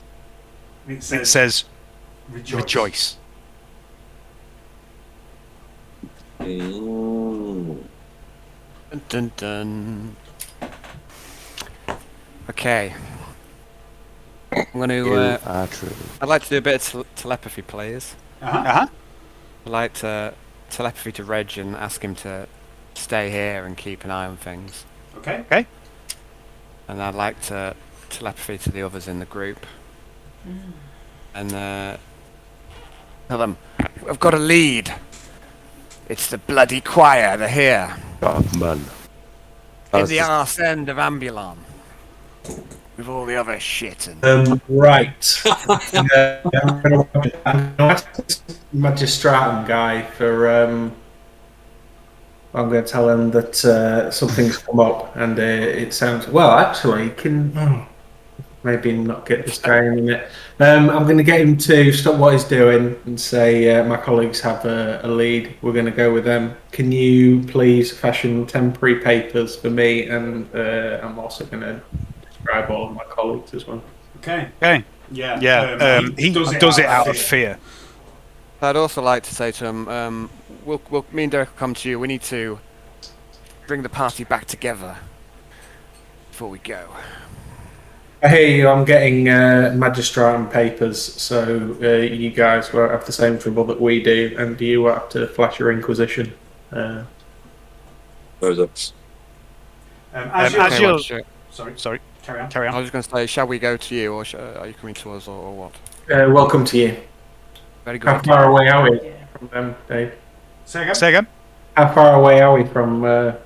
Maybe a 20-minute walk. Shuttle landing. Yeah, all right. Yeah. So you guys hang there then, and I'll bring these papers back, and then we're good to go. As you say this, the Magistratum officer's like, of course, sir. And the sergeant begins to process Leanne in a giant caterpillar. Begins to process some papers for you, and the second guy that stood with him, somebody says, "Sir, I think I've got a match." And he spins the monitor around to you, Ramsey and Ishmael, and he shows you a picture of a run-down, decrepit-looking church with an unlit neon sign above it, incomplete, with the word "Rejoice." It says, "Captured this about an hour and a half ago." And you see a figure in dark robes heading into the door. And there's a second picture too of it looking round over its shoulder, checking see if it's been watched, and you see one red and one green eye. Right, now I'm going to ask him... Based on the Jehovah's well, first of all, I'm going to thank him for his diligence and the Inquisition takes him. And is there, if I were to take an Aquila shuttle, would it be possible for him to map out the area? And is it inside? Is there anywhere for an Aquila to land nearby? He has a quick look on his computer screen, on his cogitator screen, sorry, says, the courtyard before the church looks to me like you could maybe get an Aquila down in front of it. Fantastic. Thank you, my good man. We must make haste. Okay. He does manage to quickly write you some temporary papers and issues you these papers. It's awesome. Let's go! I'm going to radio mirror and tell everyone, back to the shuttle. All haste, we have a lead. Oh, good work. Okay. I've just filled my notepad. Is that a euphemism? Yep. I'm sitting in a squishy mess right now. Squishy mess of law. I love a new notepad. All right. So you head back to the shuttle pad, yeah, everyone? Unless there's anything else you want to do in the marketplace? Yeah. Say farewell. I would like. I would have liked to go see if we could buy some full ammo. Okay, you've got a bit of time. You were here for about an hour, so Mira spent some time praying. You didn't spend that long conversing with that guy, so if you want to have a look around the shop, you can. I'd like to go to the weapons shop. Okay, Apex Firearms, Apex Twin. Anyway, inside this shop, it's quite an upmarket shop from the look of it. There's a man stood behind a counter, looks to be maybe in his 40s, wearing a very sharp suit. And he sees you come in and says, "Welcome, sir. Can I help you in any way today?" Oh, hey man, are you from Metallic, slinging capital of the world? Yeah, I was born and raised in gunmetal, but I moved out of that place before I grew to adulthood. But as you might be able to tell, there's a little trace of an accent still there. The name's Mustaya. I'm Karen Mustaya. I'm Karen Mustaya. I am Dick. Well, I'm sure you're not. What? No, it's just a little joke. Now, what can I help you for? What do you mean, little joke? Well, I thought you said you were a dick, you know. But I'm sure you were an upstanding gentleman. What do you mean by that? That is Richard. You're not Richard. You don't look much like a Richard, my friend. Every Richard I've ever known was a dick, and you look like a fine gentleman in the mood to buy some quality firearms, accessories, and ammunition. I've only played, but I know how many euphemisms my name has. Yeah, you can't be the good use your name. You know, people say they say to me, "Come on, Dick, get stuck in." Yeah, I don't get that one. Oh well, man. Always. I'm looking for some specialized ammo.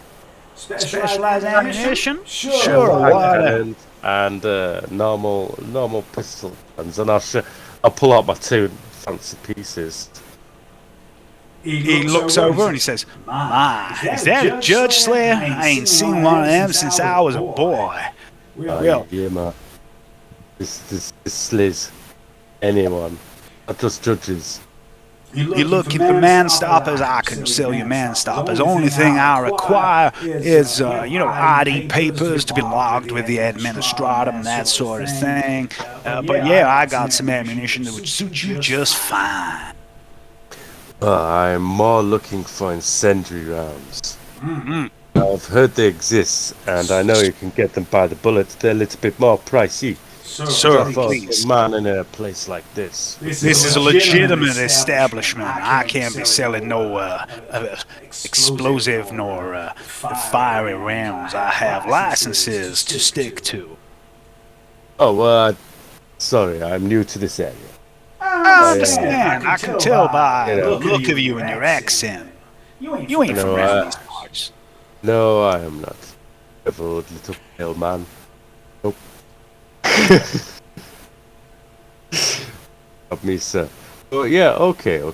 I do not currently have my papers on me.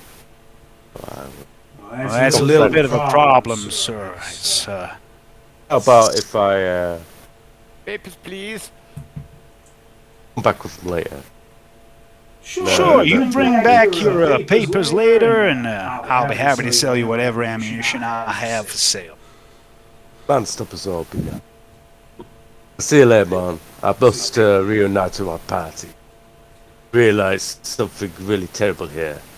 Need papers to go wipe your ass with, as well as papers to go open the door. That's true, but a controlled city, my friend, is a safe city. Nothing bad ever happens on Ambulon. That's my cursed situation. I come from a half. It does not matter about me. I'll be on my way, sir. Thank you very much, and nice to meet another metallic and gunslinger. Nice to meet you, sir. You dick.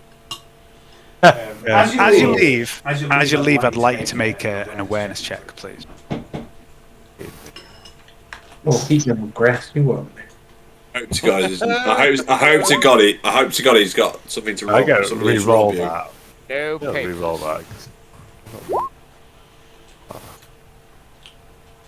Gonna chuck you off the side, mate. All right. As you leave, you have a quick look around the shop, and you notice behind what look like armoured glass cases lined with laser security devices to detect intrusion. There are pistols everywhere. Some very high-tech stuff, some very high-end stuff. They look like incredible quality. You've seen a lot of pistols in your time, Dick. You saw even more when you were in gunmetal. But the ones here, these look incredible quality. They also look like they're heavily modified. But they're all pistols. Every single weapon here is a pistol, with the exception of one.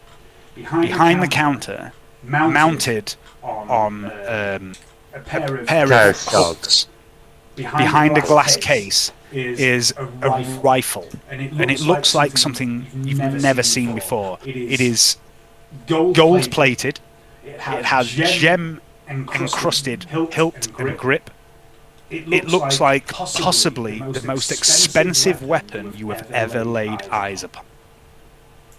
Dude. Present for Siegfried, perhaps? When you meet him again?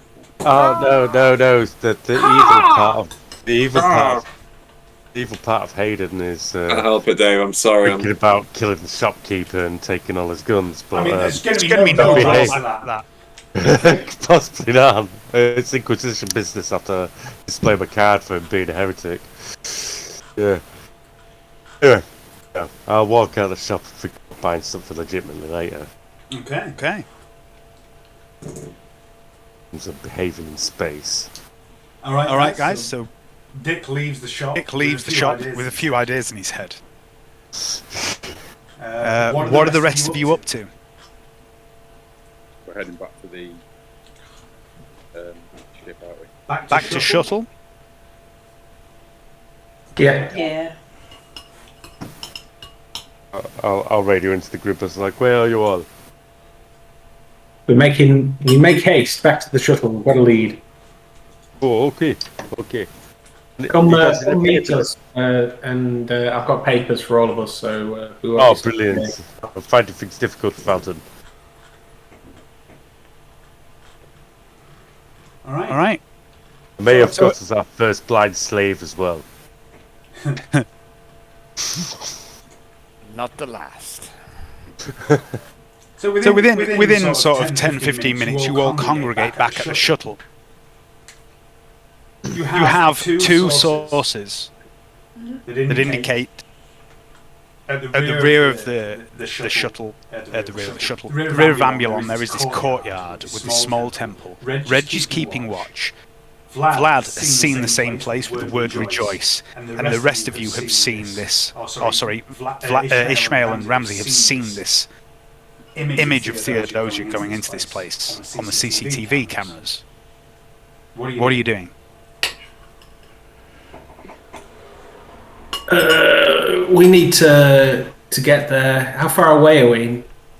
About 3 or 4 kilometres.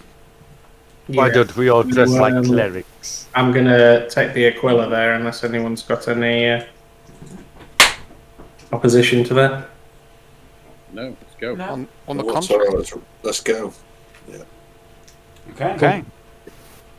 So taking off and flying the Aquila there is easy. There's no need for a skilled pilot like Ramsey to make a roll. However, to land in this courtyard, it's huge. You do think you can get the shuttle down there, but it's going to be tight.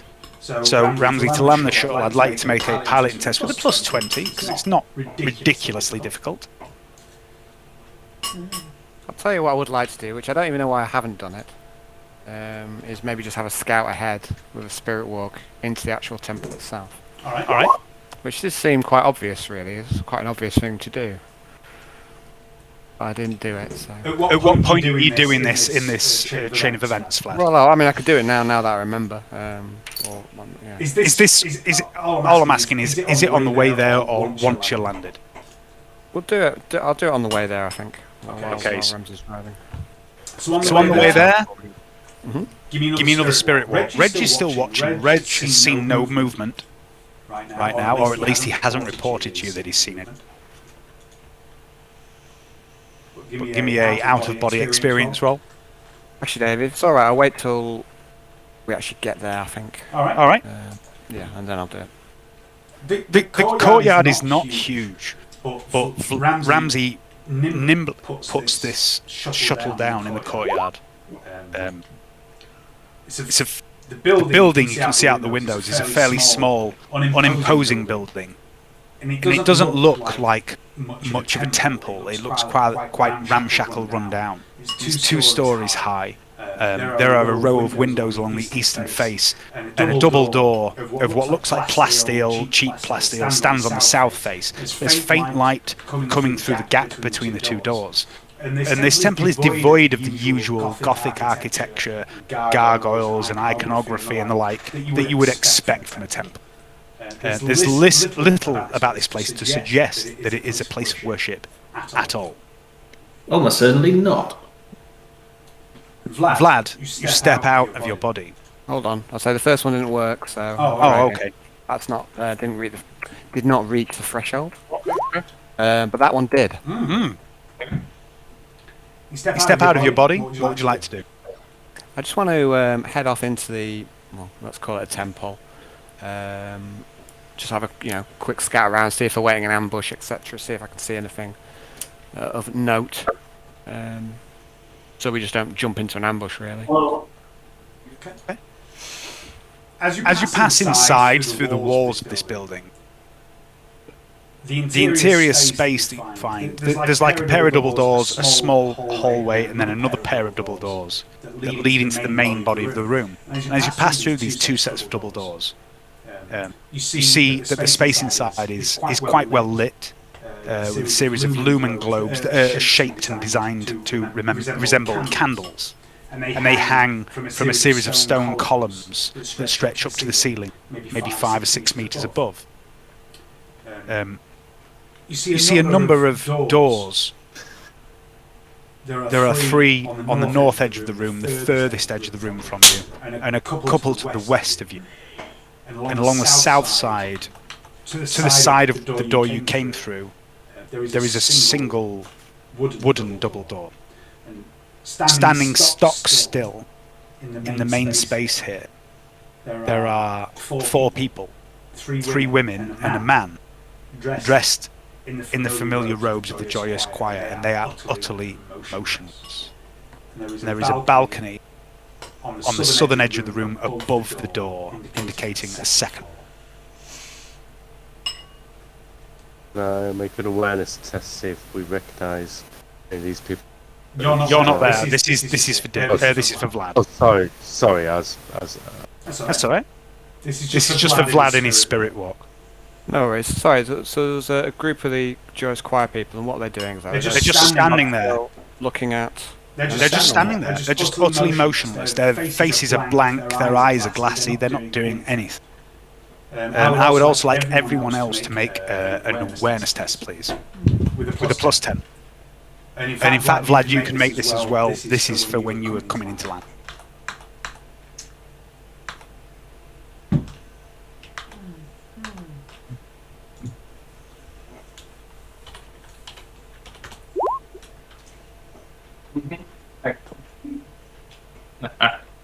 Okay.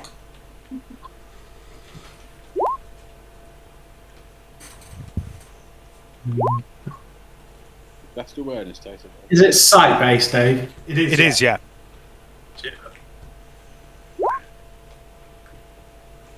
Okay, so Vlad, Ramsey, and Mira, as you're coming into land, you realise that this entire temple is built on like this platform that's sticking out over the rear edge of Ambulon. It's like a sheet of plasteel that just hangs off the edge, like it's been bolted on quite recently, with this temple on top, and there's nothing underneath it, nothing at all. Got me a bad feeling about this. Not move the shuttle. There isn't anywhere that looks. Is there another platform to land on? Where the shuttle is landed, it looks like that's solidly on Ambulon, but the temple itself seems to be hanging over the edge. Okay. Is it just a trap? I'm going to come back to my body. Okay. Certainly smells like a trap, doesn't it? I think we've been made. But what choice do we have? Has anyone got a parachute? I nearly bought one. Maybe we can go requisition one for badges. No time. There aren't any grab chutes in the Aquila, is there? There's no time for health and safety. Let's do this. I'm with Derek. But no, there are several members of the choir in there, glassy-eyed. I can't help but think that they might be scouts. Might be what? Scouts of some kind, watching. They're stood there. Are they kind of looking towards the entrance, or looking at No, anything in particular? they're They're not looking in any particular direction. They're all looking in different directions, just standing there, staring into space. They stood there like zombies. So are they just... Maybe they're waiting to...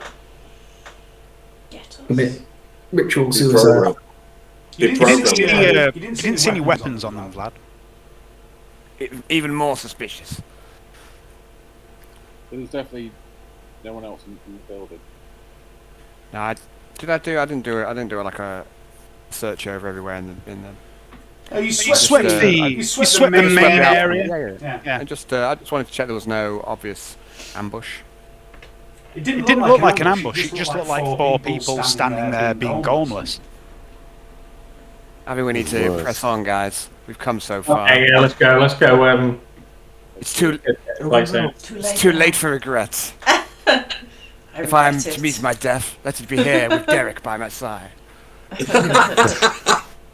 I'm with you, Vlad. I'm gonna rev the chainsaw and get ready. With a smile on his face underneath his mask. All right.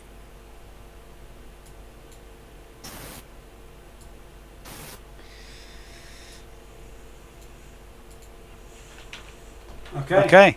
So are you heading out, guys? Yep. We're going to bum rush in, please. Sometimes, Alan, it's the only way. Sometimes you've got to bum rush. Yeah. Okay. So there's this wide double door around 2 meters wide, convenient.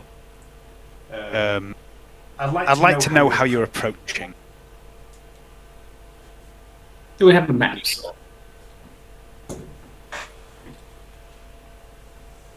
Do you have a what? Sorry. The map. Map. Any map? Not yet. No. Hang on. Let me just check something. Yes. Here is the map coming up right now, without delay. I was prepared for this. Mm-hmm. You probably can't see anything right now. You're probably thinking, Dave, you come. There you go.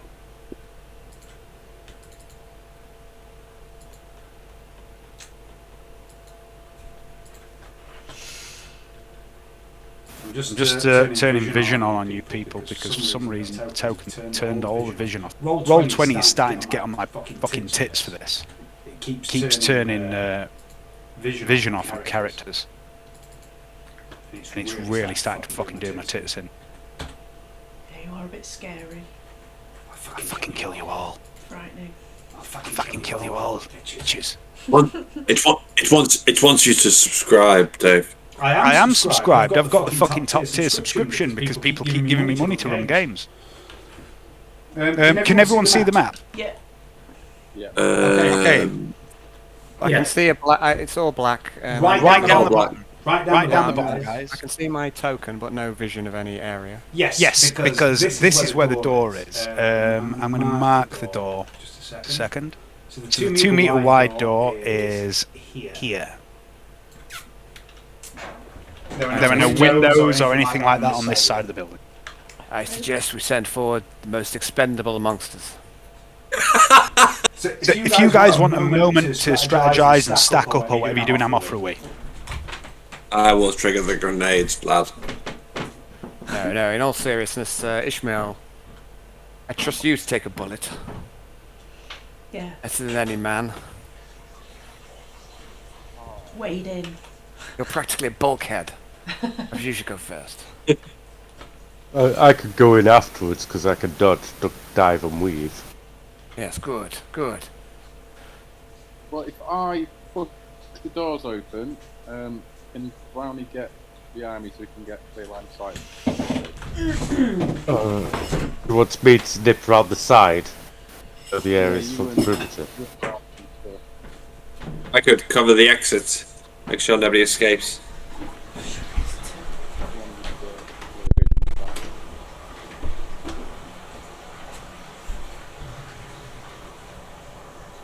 Yeah, shall I open the door then? Yes. Okay. Just try the doorknobs there. I mean, unless you want to kick the door down. I mean, no one's stopping you. Gonna fly it on. No, I'll get it in a bit.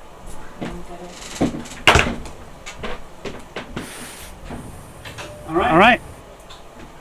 So guys, what are you doing? You can set yourselves up here however you want to be.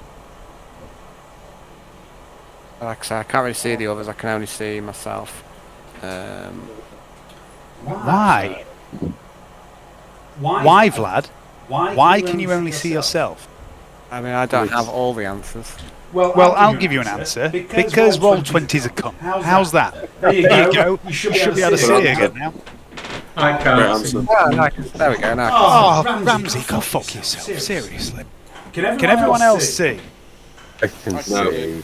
Yeah, I can see. Yeah, I'm just saying that. I'm saying I can't to be a dick. You're the most demanding group of players ever. Oh, I can't see the map. Go fuck yourself. Anyway, position yourselves however you want it to be. Thanks. Oh, GM. I feel like we've got a GM meltdown imminent. Yeah. No, it's not a meltdown, mate. I'm just taking no shit no more. This is a GM that's not afraid to break. I've been very good to you guys. I've been very, very good to you guys. I've pulled my punches. I've given you a lot of clues. It's section 42. The gloves are off. I'm about to kill some cunt. Yeah, it's because you've had a taste of player death already now. You can't get it out of your head. I was my first player the other night in D&D and I want more. He's got Oh man! It's like a drug. It's like a drug. No, to be fair, the player misery of players. He was fucking asking for it. It was a problem player from the beginning, and he's been a dick, so I fucking killed him with no mercy. Kicked him to death with goblins. Go fuck yourself. Oh, Slayer would be proud. And I mean that. I wasn't even rolling scimitar damage like goblins have. I was rolling kicking damage. D4, one at a time. Anyway, so is everyone happy with where they are? I'm going to go around the back. Well, I'm going to look for a different way. Okay. You get goblinated. Okay, so at the moment you are not in initiative order, so basically Ramsey's welcome to move about until someone else does something. Yeah. Alright, I'll on his recon then. Yeah, I'm trying to highlight things up versus healthiest.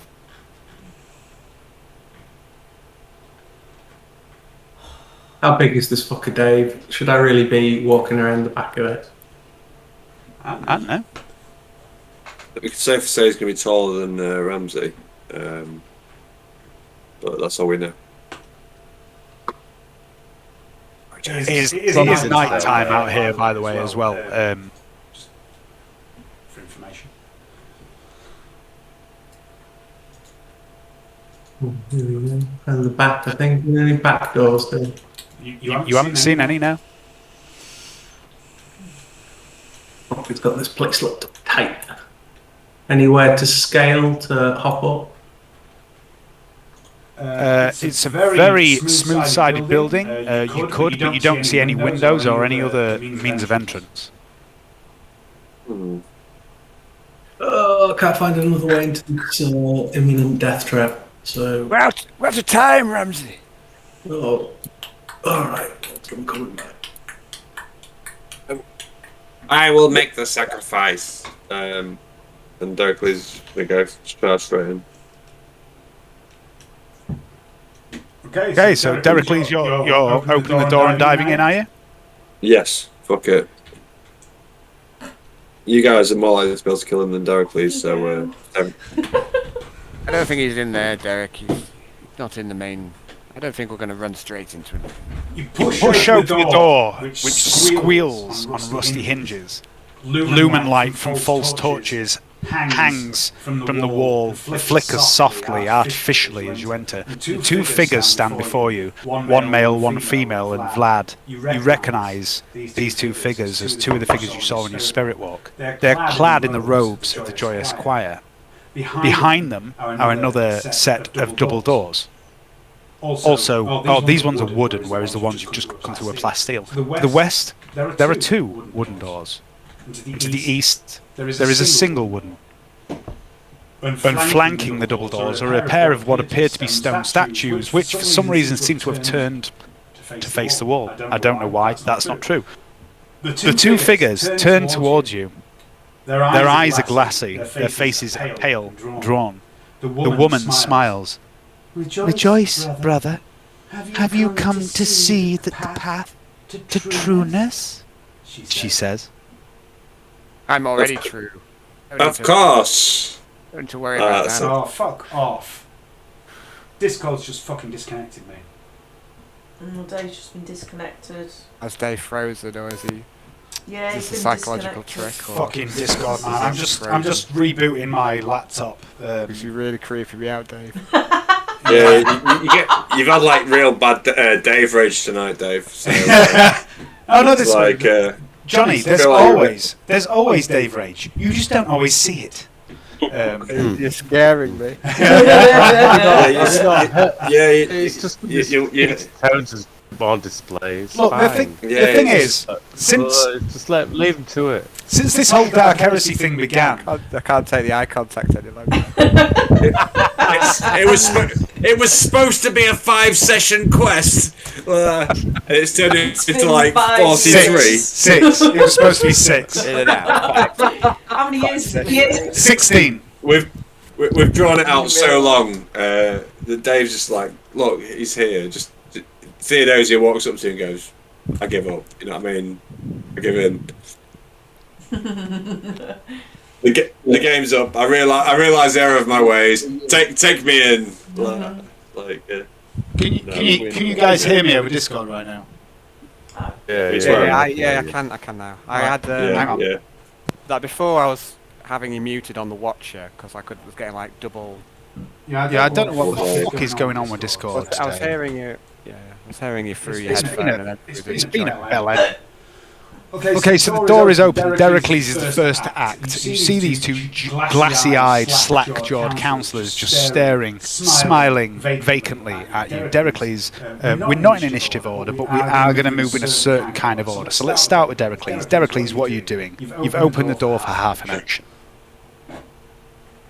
I've got a bit of an echo from you, Dave, but it doesn't matter. I'm going to... Time for subtlety is over. Indeed, I am true, and I'm going to charge and cut down. You're on half an action. You've used half an action to open the door. I'm on half an action. I'll be like, blessings of the Emperor be upon you. I'm just going to say that and make the sign of the Aquila. That would be a free action. And then I'm going to reach to pull out my eviscerator. Okay, drawing the eviscerator. Ishmael, what are you doing?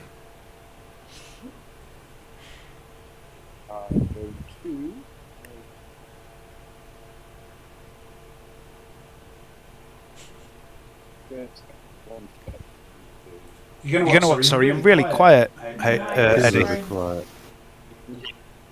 I think it's been terrible connection all night. I'm going to step into the thing and go to one side so everyone else can get in.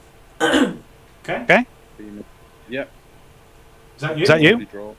Yep, mate. All right. All right. Dick.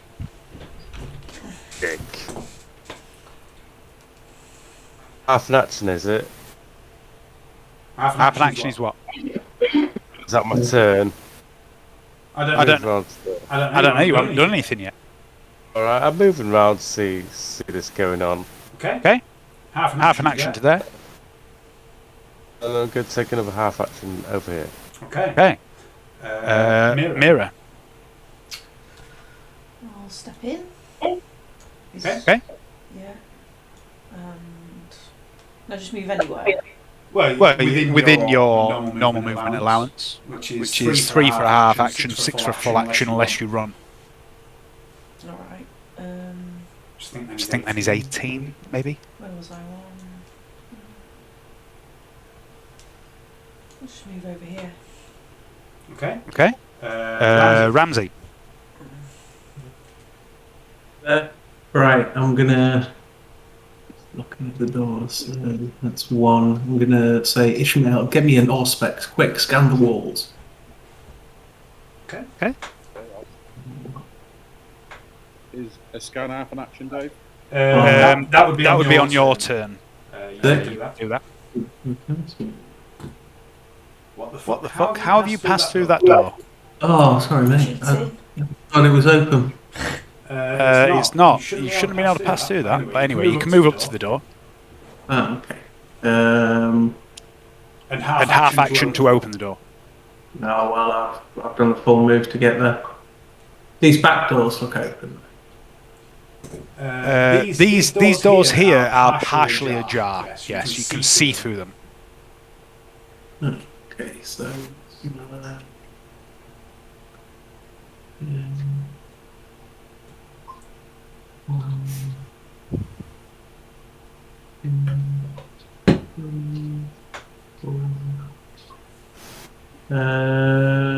Is peering through a half action? No, it's free action to look. Give me an awareness test, please. So.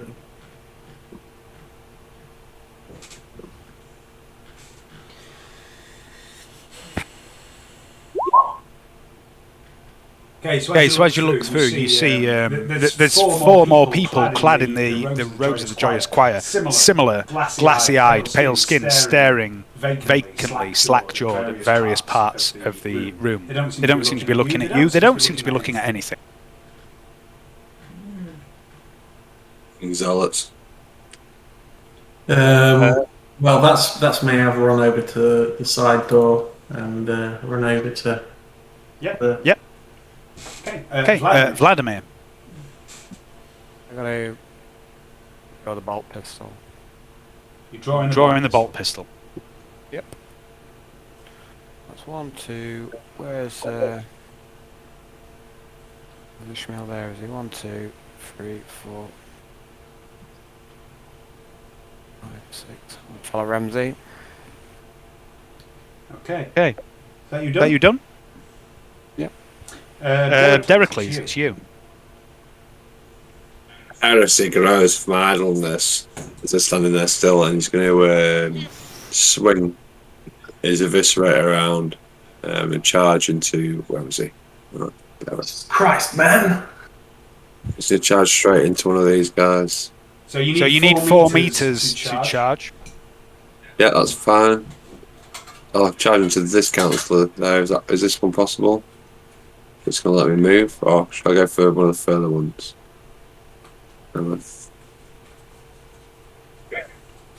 Heracles. I can't move my guy. I don't know why. Oh, can't you? Oh no, I can. Sorry, yeah. You're just being a noob. I'm just being a noob, basically. Yeah. Being a noob. Being a noob. Yeah, I'm gonna charge this person. Councillor. I'm gonna charge Vlad. Okay. Just kidding, Vlad. And then I'm just throwing my eviscerate around and go like council this one. Okay. Weapon skill attack with a +20. Let's just start killing them all. It's the only way. This one was probably the vital. Sorry, it's not a +20, it's +40 in this situation. +40 because you're killing a fucking zombie. Because they're covered in grenades.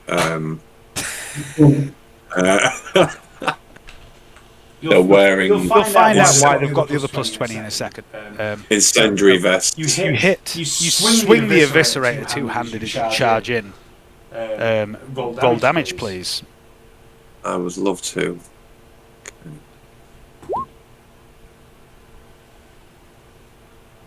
And as you charge, running past this guy, the eviscerator sweeps out, cleaving the guy in half. drops to the floor in two bloody, spluttering halves, blood pumping out onto the stone flagstones around your feet. He never even blinked. He never even tried to defend himself. And the counsellor, still in the room, doesn't move either. Holy shit, these guys are so brainwashed. That was cool. Ishmael. Free kills, guys. Free kills. Fill your boots. Fill your boots. Is that better, Derek? Much got that one off your chest. However, the roar. I feel a bit better. Sorry, one second. The roar of the chainsaw, this massive two-handed eviscerator, is deafeningly loud in the close confines of this temple. And Ishmael, it's your turn. Right, I'm going to do as Ramsey asked and auspex the interior. Okay. Give me a awareness test with a plus 20 for the auspex.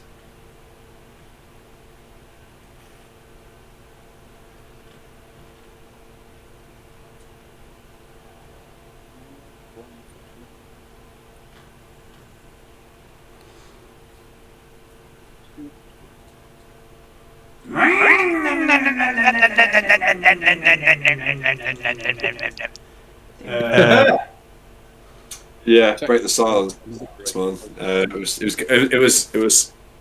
stiflingly quiet. And You're sweeping for life signs, yeah? Yeah. That's what I was doing. Yeah. Okay. So you quickly decipher the readings you get. You detect your party and the guy that is stood with you. You detect a guy sort of northeast of Dick Pincher beyond the wall. You detect 4 people beyond the wall where Ramsey is. Between sort of 8 and 20 meters away. You also detect 4 other people around 30 meters away. You also detect 2 people directly above you. I'm going to relay this information to the group. Yep, you can do that as a free action. You still have half an action.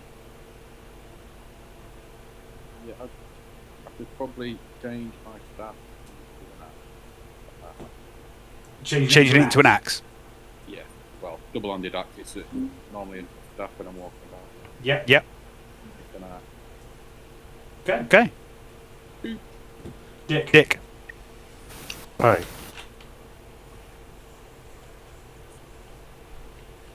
You're still in this room, eh? Uh-huh. I'm gonna go.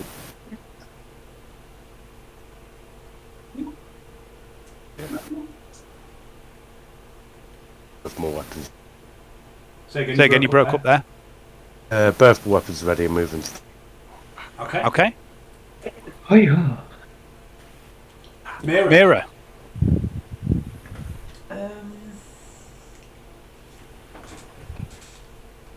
So I'm doing. Is this other counsellor? Yeah, he's just stood there. He's not reacted to what Dericles just did. Awesome. Great kill, guys. Obviously, too easy going. Way too easy. I draw my stub revolver. Drawing your stub revolver. Yeah. Okay. And I'm going to shoot that person. Okay, you're going to shoot him. So it'd be half. It'd be unaimed. But you're in close range. That's plus 10. You don't have a red dot on your stub revolver, do you? Yeah, I do. You do? Yeah. Okay. Yeah, you do. Fucking hell. So plus 20 for range, single shot, and no, plus 30. Range, single shot, red dot. I'm struggling with this. What am I doing? Ballistic skill. Click on your ballistic skill. Plus 30.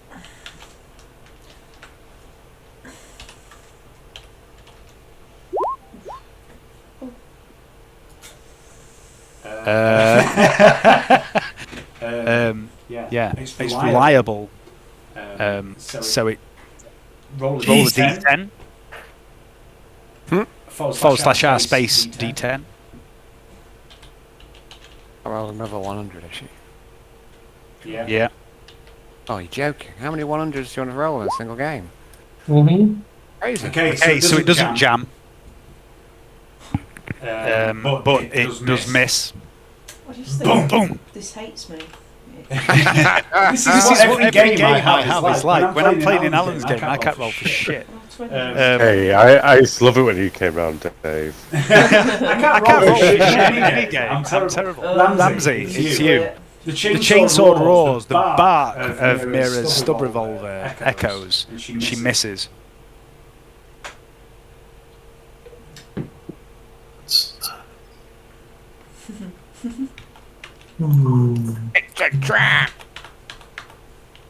No, surely not.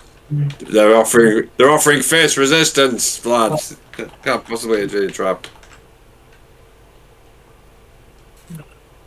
8, 9, 10. Okay, that's my go. I'm running over to this door. I'll need to find an upstairs. Okay, Vladimir. I'm going to follow Ramsey. Did he go northward, yeah? He went north and then west, yeah.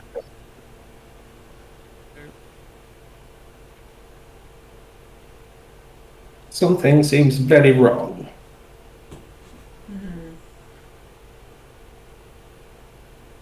Wronger than me.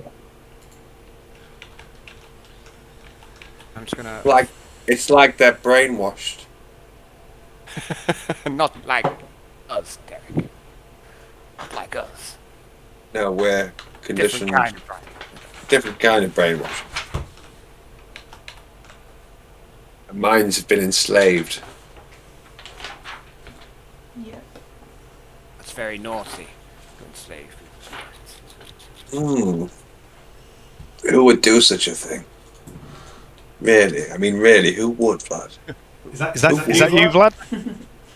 Yeah, that's me. I'm just moving up behind Ramsey. That's me done. Okay, so this space you move into, this is the place you saw before where there was these 4 people that you saw when you spirit walked here, and they're still here.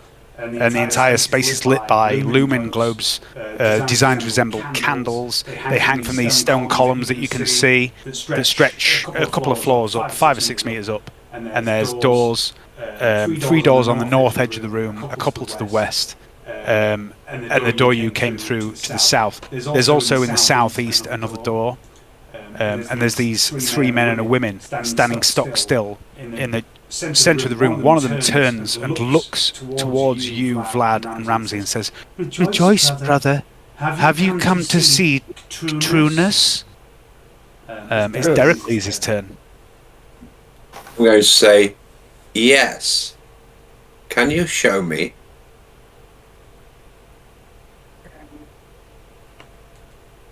There's no response. I'm just going to... yeah, okay, why not? Why the hell not? You know, it's time to get my dick wet. I mean, what? Sorry. No, it's time to get my chainsaw wet. Same thing. Okay. So... no, I don't. No, I don't think I should. I think there's something I'm missing here. Like I'm sort of missing the point here. 3 kills. No, I'm not gonna. The torment. The inner turmoil. Oh god.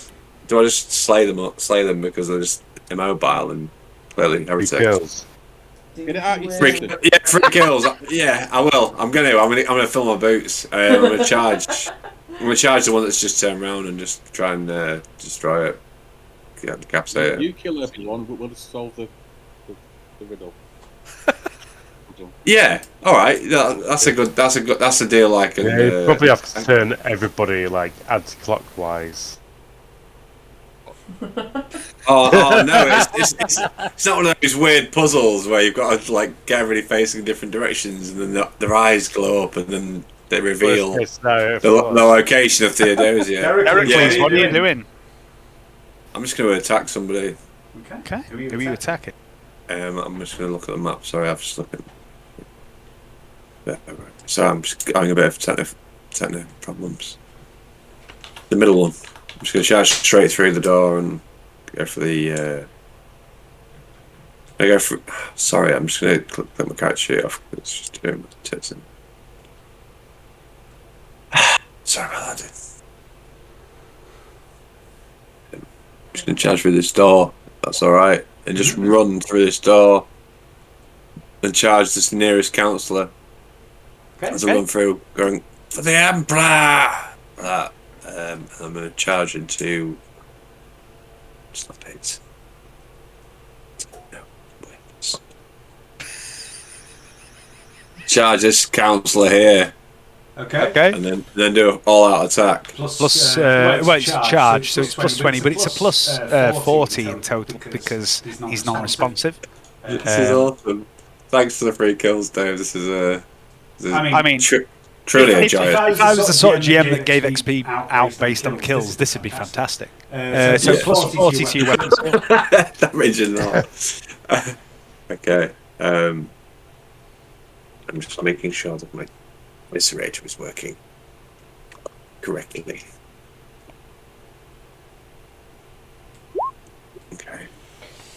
Okay. Roll damage. Only 1 degree of success. That's terrible. It really doesn't matter within the Viscerator. Yeah, I suppose it doesn't really. There we go. That'll do.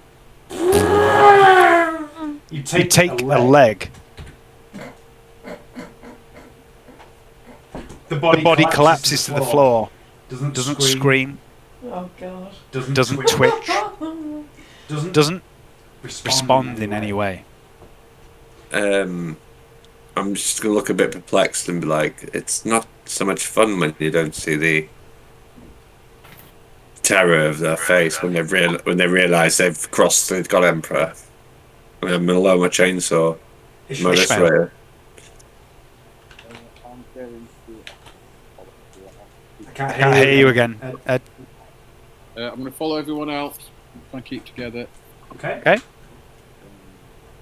feel like I'm being a bit of a dick just for cutting these defenseless people down. Why would you think that? I don't know. Are you disappointed now, then? A little bit. It's like, Are you on an emotional roller coaster? I feel like I am tonight, yeah. Just do your thing. Yeah. just kill them all. I joined you. Why not? Just go on. Come on. It's 3 kills, Spirit. 3 kills. Kill these zealots. Yeah, kill these fanatics before they taint the Imperium with I've had enough of this nonsense. Their filthy lies of joy. Ishmael, what? Are you just moving to there? Yeah. They're in a front to God Emperor.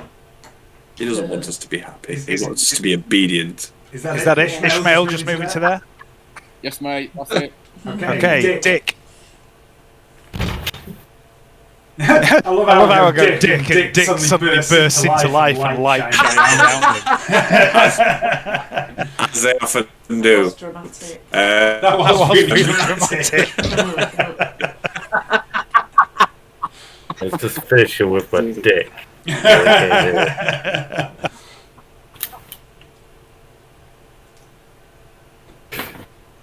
I've moved into this room. Let me have a look. If I want to run.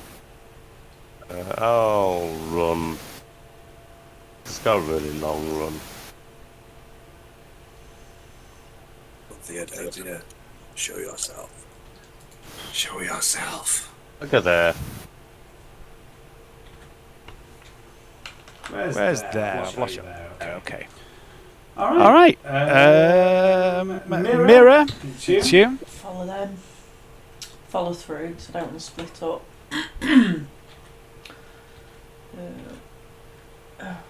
Yeah, I can move that far, can't I? Yeah. Mm-hmm. Alright, I'll just move to you.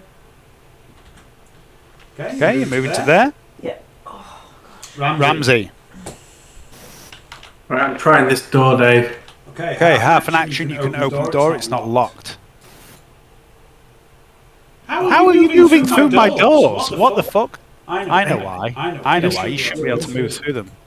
But you are doing. Just a second. It's alright, Dave. That's absolutely fine. It's alright, I'm on it. Look, there we go. It's all good. I can't select this fucking door. Oh no, I can't fucking get in. There's no escape. Yeah, I can't select that fucking door for some reason. Just try zooming in. So what's that? Half an action. Half an action to open it, yeah. 3. I'm gonna go to that door. Okay. That's your turn. Yep. Vlad. I'm following Ramsey. I'm going to just stick with him. That's my go. Okay. Just a second.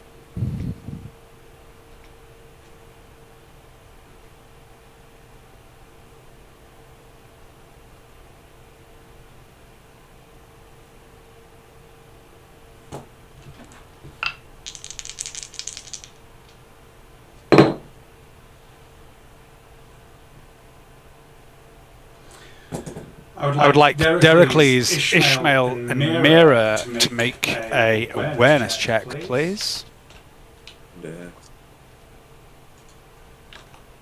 At minus 10, sorry. Ooh, okay.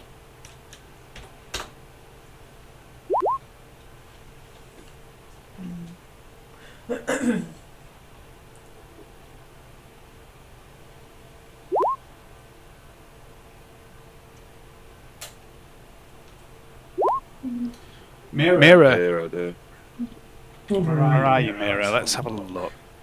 Mira, from where you are, as you're moving carefully into this room, you see on the back of Dick Pincher, in the small of his back, right between his shoulder blades, a red dot begins to drift up, square in between his shoulder blades. You can use a reaction. Yeah, I'll tell him. What are you going to do? Maybe I can run for. I'm able to move. No, you can use a reaction. So basically, you can like dodge, parry, or yell a warning. All right, I'll yell to him.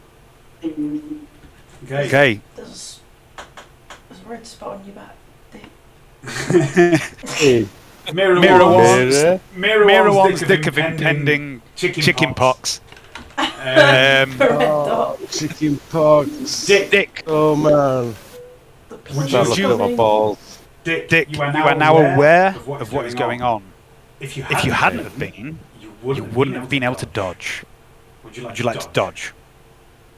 Oh well, let's see if the bastard hits me first. Yeah, I've already rolled that, mate. I would like to dodge, please. Okay. Thanks, Mirror. You had my back. So, thanks, Mirror. Have my back, girl. Literally, yes.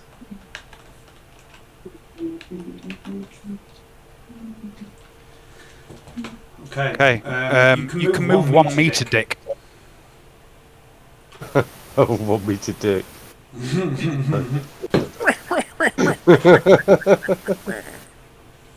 Oh, so impractical.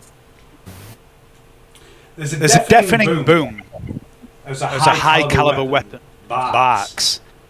Narrowly misses Dick Pincher, passing over his shoulder, and strikes the column. Coming from the south, the balcony above where you entered, where Ishmael detected 2 people. Snipers on South Ridge, man. It appears that combat has been joined by the enemy, and that's where we'll leave it. Whoa. Whoa. You tease.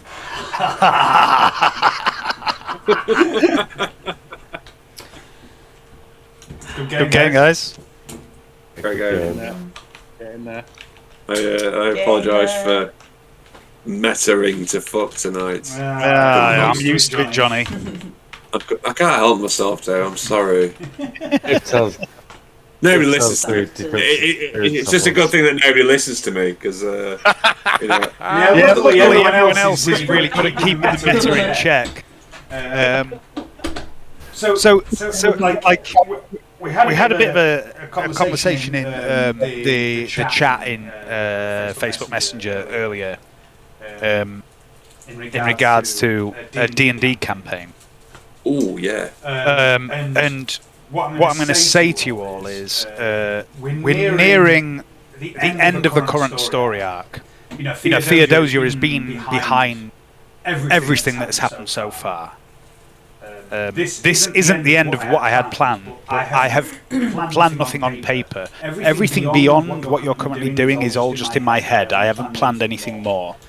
So I foresee what you're doing now to be a session, maybe 2 more. When we get to the end of this particular story arc, I'm going to put it to a vote to you guys and say we've got 2 options. We carry on playing this story, playing Dark Heresy, playing the tale of you 6 characters, or if you would like, we can switch to Dark Heresy and start something new.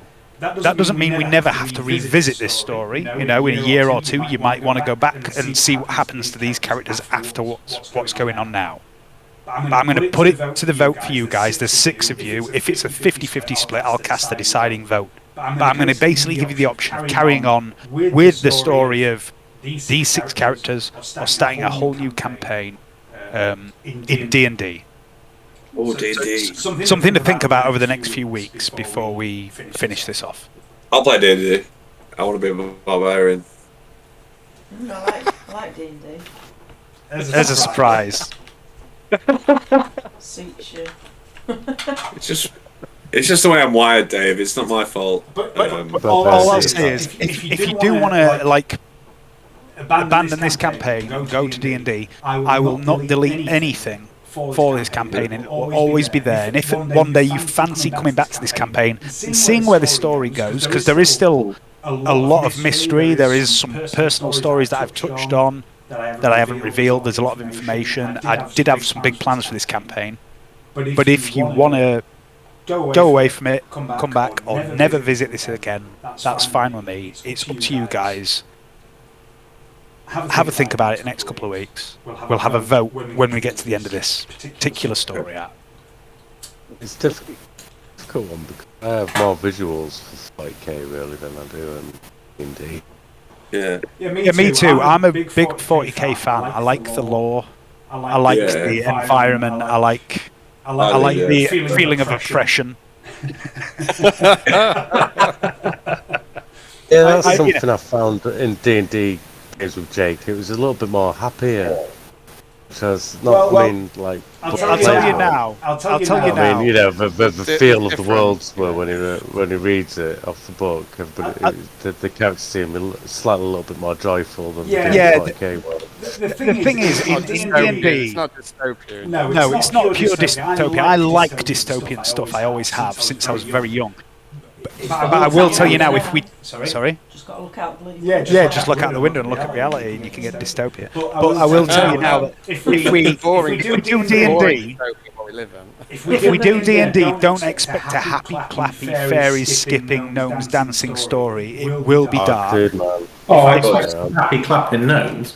But I mean, there will be. If we did D&D, there will be more comedy. There will be more ridiculous stuff than there is in Dark Heresy. But it will still be a dark storyline because that's what I do. I do dark storylines. But there will be moments of light in the dark. There will be villages where everyone's happy. There will be gnomes sucking each other off just because they're so pleased to be alive. But you won't get dark out of D&D. Is that what D&D is about then? Gnomes doing that to each other? No, it is in my game, but not generally. No. I mean, I already. Gnomes are genuinely. I did read that they're just happy to be alive, so they're genuinely really happy. Yeah. Right. And I do have a lot of background stuff. You don't have to know a lot about the lore with D&D. I will spoon feed you shit, but I do have a lot of pre-made stuff that I've done in my other 2 campaigns that I can inject, so I don't have to do that much work to switch campaigns. So it is entirely up to you 6 players what you want to do with the campaign. You can put this. You can scrap this campaign. You can put it on the back burner. You can come back to it later. It's all in your hands. I do really like 40k, and I do. It's like my baby now. So yeah. Yeah. It's up to you, but we'll go with the majority. If it's a 50-50 split, I'll cast the deciding vote, which will be probably the hardest thing I've ever done. But I'm just putting it out because it might happen in the next few weeks. It might happen. Yeah. No, I'm loving it, Dave. I'm loving either way. But yeah, I do certainly play that. I would always definitely want to come back to this. I definitely want to come back to it. Yeah. Yeah, I mean, if it meant we had like a little break for a bit, then. Yeah, I've never played D&D, so I'm really now again, once you've written something up, Dave. Yeah, maybe you can always cook a game in now and again. That's also an option. If we want to set a time limit, say let's play D&D for 6 months. We can do that, and we can come back to this and go back. Well, I don't think realistically we could run Dark Heresy with 6 players and D&D because it's a fucking nightmare getting you all together anyway. It's like herding cats. But you know, do a D&D game with everybody. It will be quite fun. I will say this: D&D is a lot of fun. There's a lot more freedom for creativity than there is in Dark Heresy, and it's a lot simpler rule set. But there is a special charm about Dark Heresy, I think. Yeah. It's what I've known first, really. Yeah, me too. And usually what I know first is always my favourite, even if I come across something better. I'm a big fan of Warhammer Fantasy Roleplay because that was my first. Yeah. I've had a little like nip it into D&D with doing Jake's game, and then knowing the sort of GM caliber you are, I can imagine. I mean, let's be honest. I've heard what you've said about Jake's game. Jake's game is going to be fuck all compared to what I'll do. Yeah. I mean, Jake's good at reading it is, but I mean, it's just players aren't alive like they are in our game. Yeah, I mean, it's more stats. It's more stats, rolls, and rules. The game free play. It's a different game. I shouldn't really compare it. No, it's like I've said before. There is no right or wrong way to do it. I enjoyed Jake's game, but it's just so hard to get like a laugh at your party. That's part of the fun, isn't it? So. But I mean, if we switch to D&D, it will be a very similar format to what we do now. It'll be the rule set that changes. What about you, Leanne? I'm just curious to try. I'm curious to try it. I do enjoy D&D. I'm enjoying this, but I'd happily do some D&D some more. Yeah, I'd be interested to give it a try. I'd be happy to come back to this too. Change is good as a rest sometimes, isn't it? We've all got a history with 40k, so it's easier for us to kind of envision it all. Yeah. Leanne doesn't know much about 40k apart from the bits that I've bored her with sometimes. I know the world better. I've thought of one anyway for myself. Yeah. Oh, a proper one. Like incorporating a bit of everything else. As soon as Johnny says barbarian, I've thought about the other option I'd probably do. Characters and races as well. There's nothing wrong with having 2 barbarians in a party, by the way. What we'll do is if we do switch to D&D, I will do a session where we don't play, where we talk about what sort of game you want. It'll be like a proper session 0. We discuss what characters you want to be, and I'll give you some info about the world that you're going to be in, and we'll have a proper discussion about what sort of game it is, so you can make a character that fits into the world. Yeah, we can all decide a role and stick into it, can't we? Yeah, exactly. And if you want to have 2 of one class, there's no fucking issue with that, because D&D isn't like Dark Heresy. It's not like MMOs where you need a tank and a healer and some damage classes. Everything in D&D is viable. I've seen stories of parties with just pure damage demon classes, and they can deal with anything, you know. So, don't worry about if someone says I want to play a warlock. Oh well, I wanted to play a warlock. Just fucking make what you want. My job is to make it work. Was it a Dragon King, Dragon Ranger? Double Dragon. Yeah. That should work. You know? Yeah, I know. Because I want my own pet dragon to get around and do damage soaking and burning things with its attack. It'd be awesome. And also be able to shoot shit and breathe fire at them. Yeah, always bonus. It's a really good combo, I think. There aren't any bad classes in 5th edition D&D. Like, a lot of people say Rangers are not as good as other classes, but that's because a lot of DMs ignore what Rangers can do. Rangers are really good at the exploration and travel side of things, and I do that. I don't ignore it. I don't go, you walk for 3 days and you arrive at this city. I do random encounters along the way, and I do following trails and things like that. So yeah. Well, I mean, I actually was enjoying being a ranger. I liked the Void Walker class. I liked the Void Walker class. It was really good. The damage dealing on Void Walker class is awesome. Yeah. Lots of damage on everything. They're all good. We'll see where this goes. I'll put it to the vote. I'm happy to go with the flow. Yeah. Well, you can teleport to different parts of the map as well. Yeah. It's really useful to start shooting from points. It's a really good class. Yeah, but I mean, I can't choose the same thing really, so I might have to. But I did want to try the dragon. Having a dragon baby class and like get it opened it as well. Is that a ranger as well? Yeah, it's like a subclass ranger in one of the expansions. A bit more like WoW than where you've got a pet. Yeah, basically. And pets as well in D&D, ranger pets, I buff them a bit because the way they're written in the core rulebook, they don't get any better. So by the time you get to like level 6, they become a bit useless. I tend to buff them, so they basically become a 7th party member or whatever.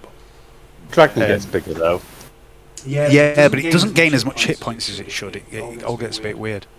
Oh, okay, well, if you feel like you can improve with that, I don't mind. Yeah, I've got some. I've already got some homebrew rules that I've made. Yeah, ranger pets. So truthfully, I'd love to try D&D just because I've never played it before. So but I really enjoy Dark Heresy. Like the scope in D&D for shenanigans and fucking with your GM are much bigger than they are in Dark Heresy.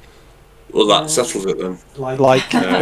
The number of times I've created what I thought was a killer encounter or a very difficult encounter, and my party have just fucked me over by pulling out some random item that they looted 20 sessions ago that I forgot about.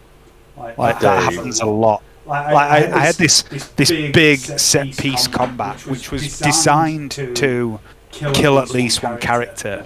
And one of the players, just before they engage, said, "Do you mind if we have 10 minutes alone in the chat without you? Because we do have time to plan." I was like, "Yeah, sure." So I fucked off. I come back, and when they started, they went, "First thing we're going to do is we're going to use Dust of Disappearance on all of us, so we go in invisible." And I just sat there for 10 minutes going, "Shit, my enemies, my NPCs can't see any of these cunts." And they fucking owned the encounter. They took out the whole encounter in 2 turns. And there was nothing I could do. That wasn't our team, was it? No, that wasn't your team. Your team's fucking pathetic in comparison. I mean, being your team in the same encounter just ran in and hit things. My team mocked me for foraging in the woods. My arrow. That's a good tactic. But yeah, well, I just thought about this big range. I want to all my gear from the woodlands and stuff like that. So I was like, I kept asking Jake every time every camp stop I'd forage around and like get stuff in it, get me to do poison, which was awesome because it like debilitated them, so the attacks took longer and they had so many minuses on their attacks. It was just awesome. I just made so. Party soon changed the mind when we got attacked by like it's 3 fucking griffins, I think it was.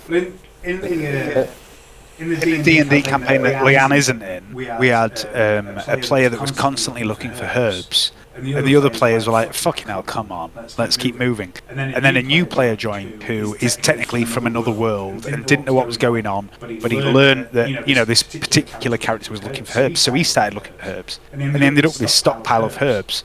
And they were all, why are you getting all these herbs? And then it eventually transpired these herbs were a vital ingredient in making healing potions. So now they can make healing potions, and also they've met a character that can make healing potions better than what they can make. So there's, everything has a reason for doing it. Yeah, it's funny when my party ate its words after I shot the griffin, and I was getting attacked by myself. Jake was just landed something really massive next to me, and then we party get some as well. Passes. I'm only a ranger as well, and he lands a massive thing next to me, and I'm like, fuck. So I was take cover and from distance, so he always randomly cheeses me. And I took cover and bloody shot with a debilitating arrow, like from the poison, and he's rolling on minuses, he just couldn't hit me. I was battering it. Nice. Yeah, it's satisfying. And the question what I ask afterwards, on the dragon breath, the poison one, does it do the same sort of effects as debilitating one from the poison arrows? Cool. That's the question I was going to ask for the dragon breath attack, because I was going to choose someone. Debilitation with minuses for everything I hit is better for the party than I don't know. Well, I'm not a big fan of doing particularly homebrew stuff in D&D because I've learnt my lesson there and it can break the game. But if it's in the homebrew where say the dragon can get a breath attack every turn, and whatever colour you are determines what sort of breath attack you get. Yeah. The dragon kin. I was reading through all the rules, and I was just saying, is the poison attack like the poison arrow? No, it's not quite the same. No, poison attack from breath just does extra damage. That is poison and has the chance to poison a character, which basically means they're at disadvantage. And when you're at disadvantage in D&D, you roll any dice you roll twice, and you choose the lowest. Oh yeah. Okay, so next week, James, you're at work on Sunday, yeah? Yeah, man. Week after, according to my calendar, we're all available. So, what date's that? The 21st. Is that Sunday? Yeah. Yeah. Sunday was always good for me. I think I'm free that day. Yeah, so we'll try and wrap this up 21st. It might not get finished, then we'll see. But next Sunday, James is obviously at work. But do you want to do a darker next Sunday? Yeah. On the 14th? Yeah, I can do, Yeah.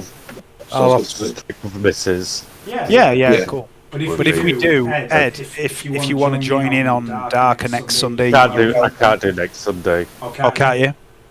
No, I'm working 6 days this next week because I've got to catch up after having time off. All right.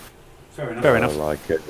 Yeah, let me know about that. Let me know about that Saturday, Hayden. I'll give you a hand with that. So. Oh yeah. I will do. How is your foot, mate? It's loads better now. It's I'm pleased I rested this last couple of days because the old when it's I know when it was irritating. Rich man's disease. Yeah. Port and cigars, mate. Port and cigars. Oh no, you've got to.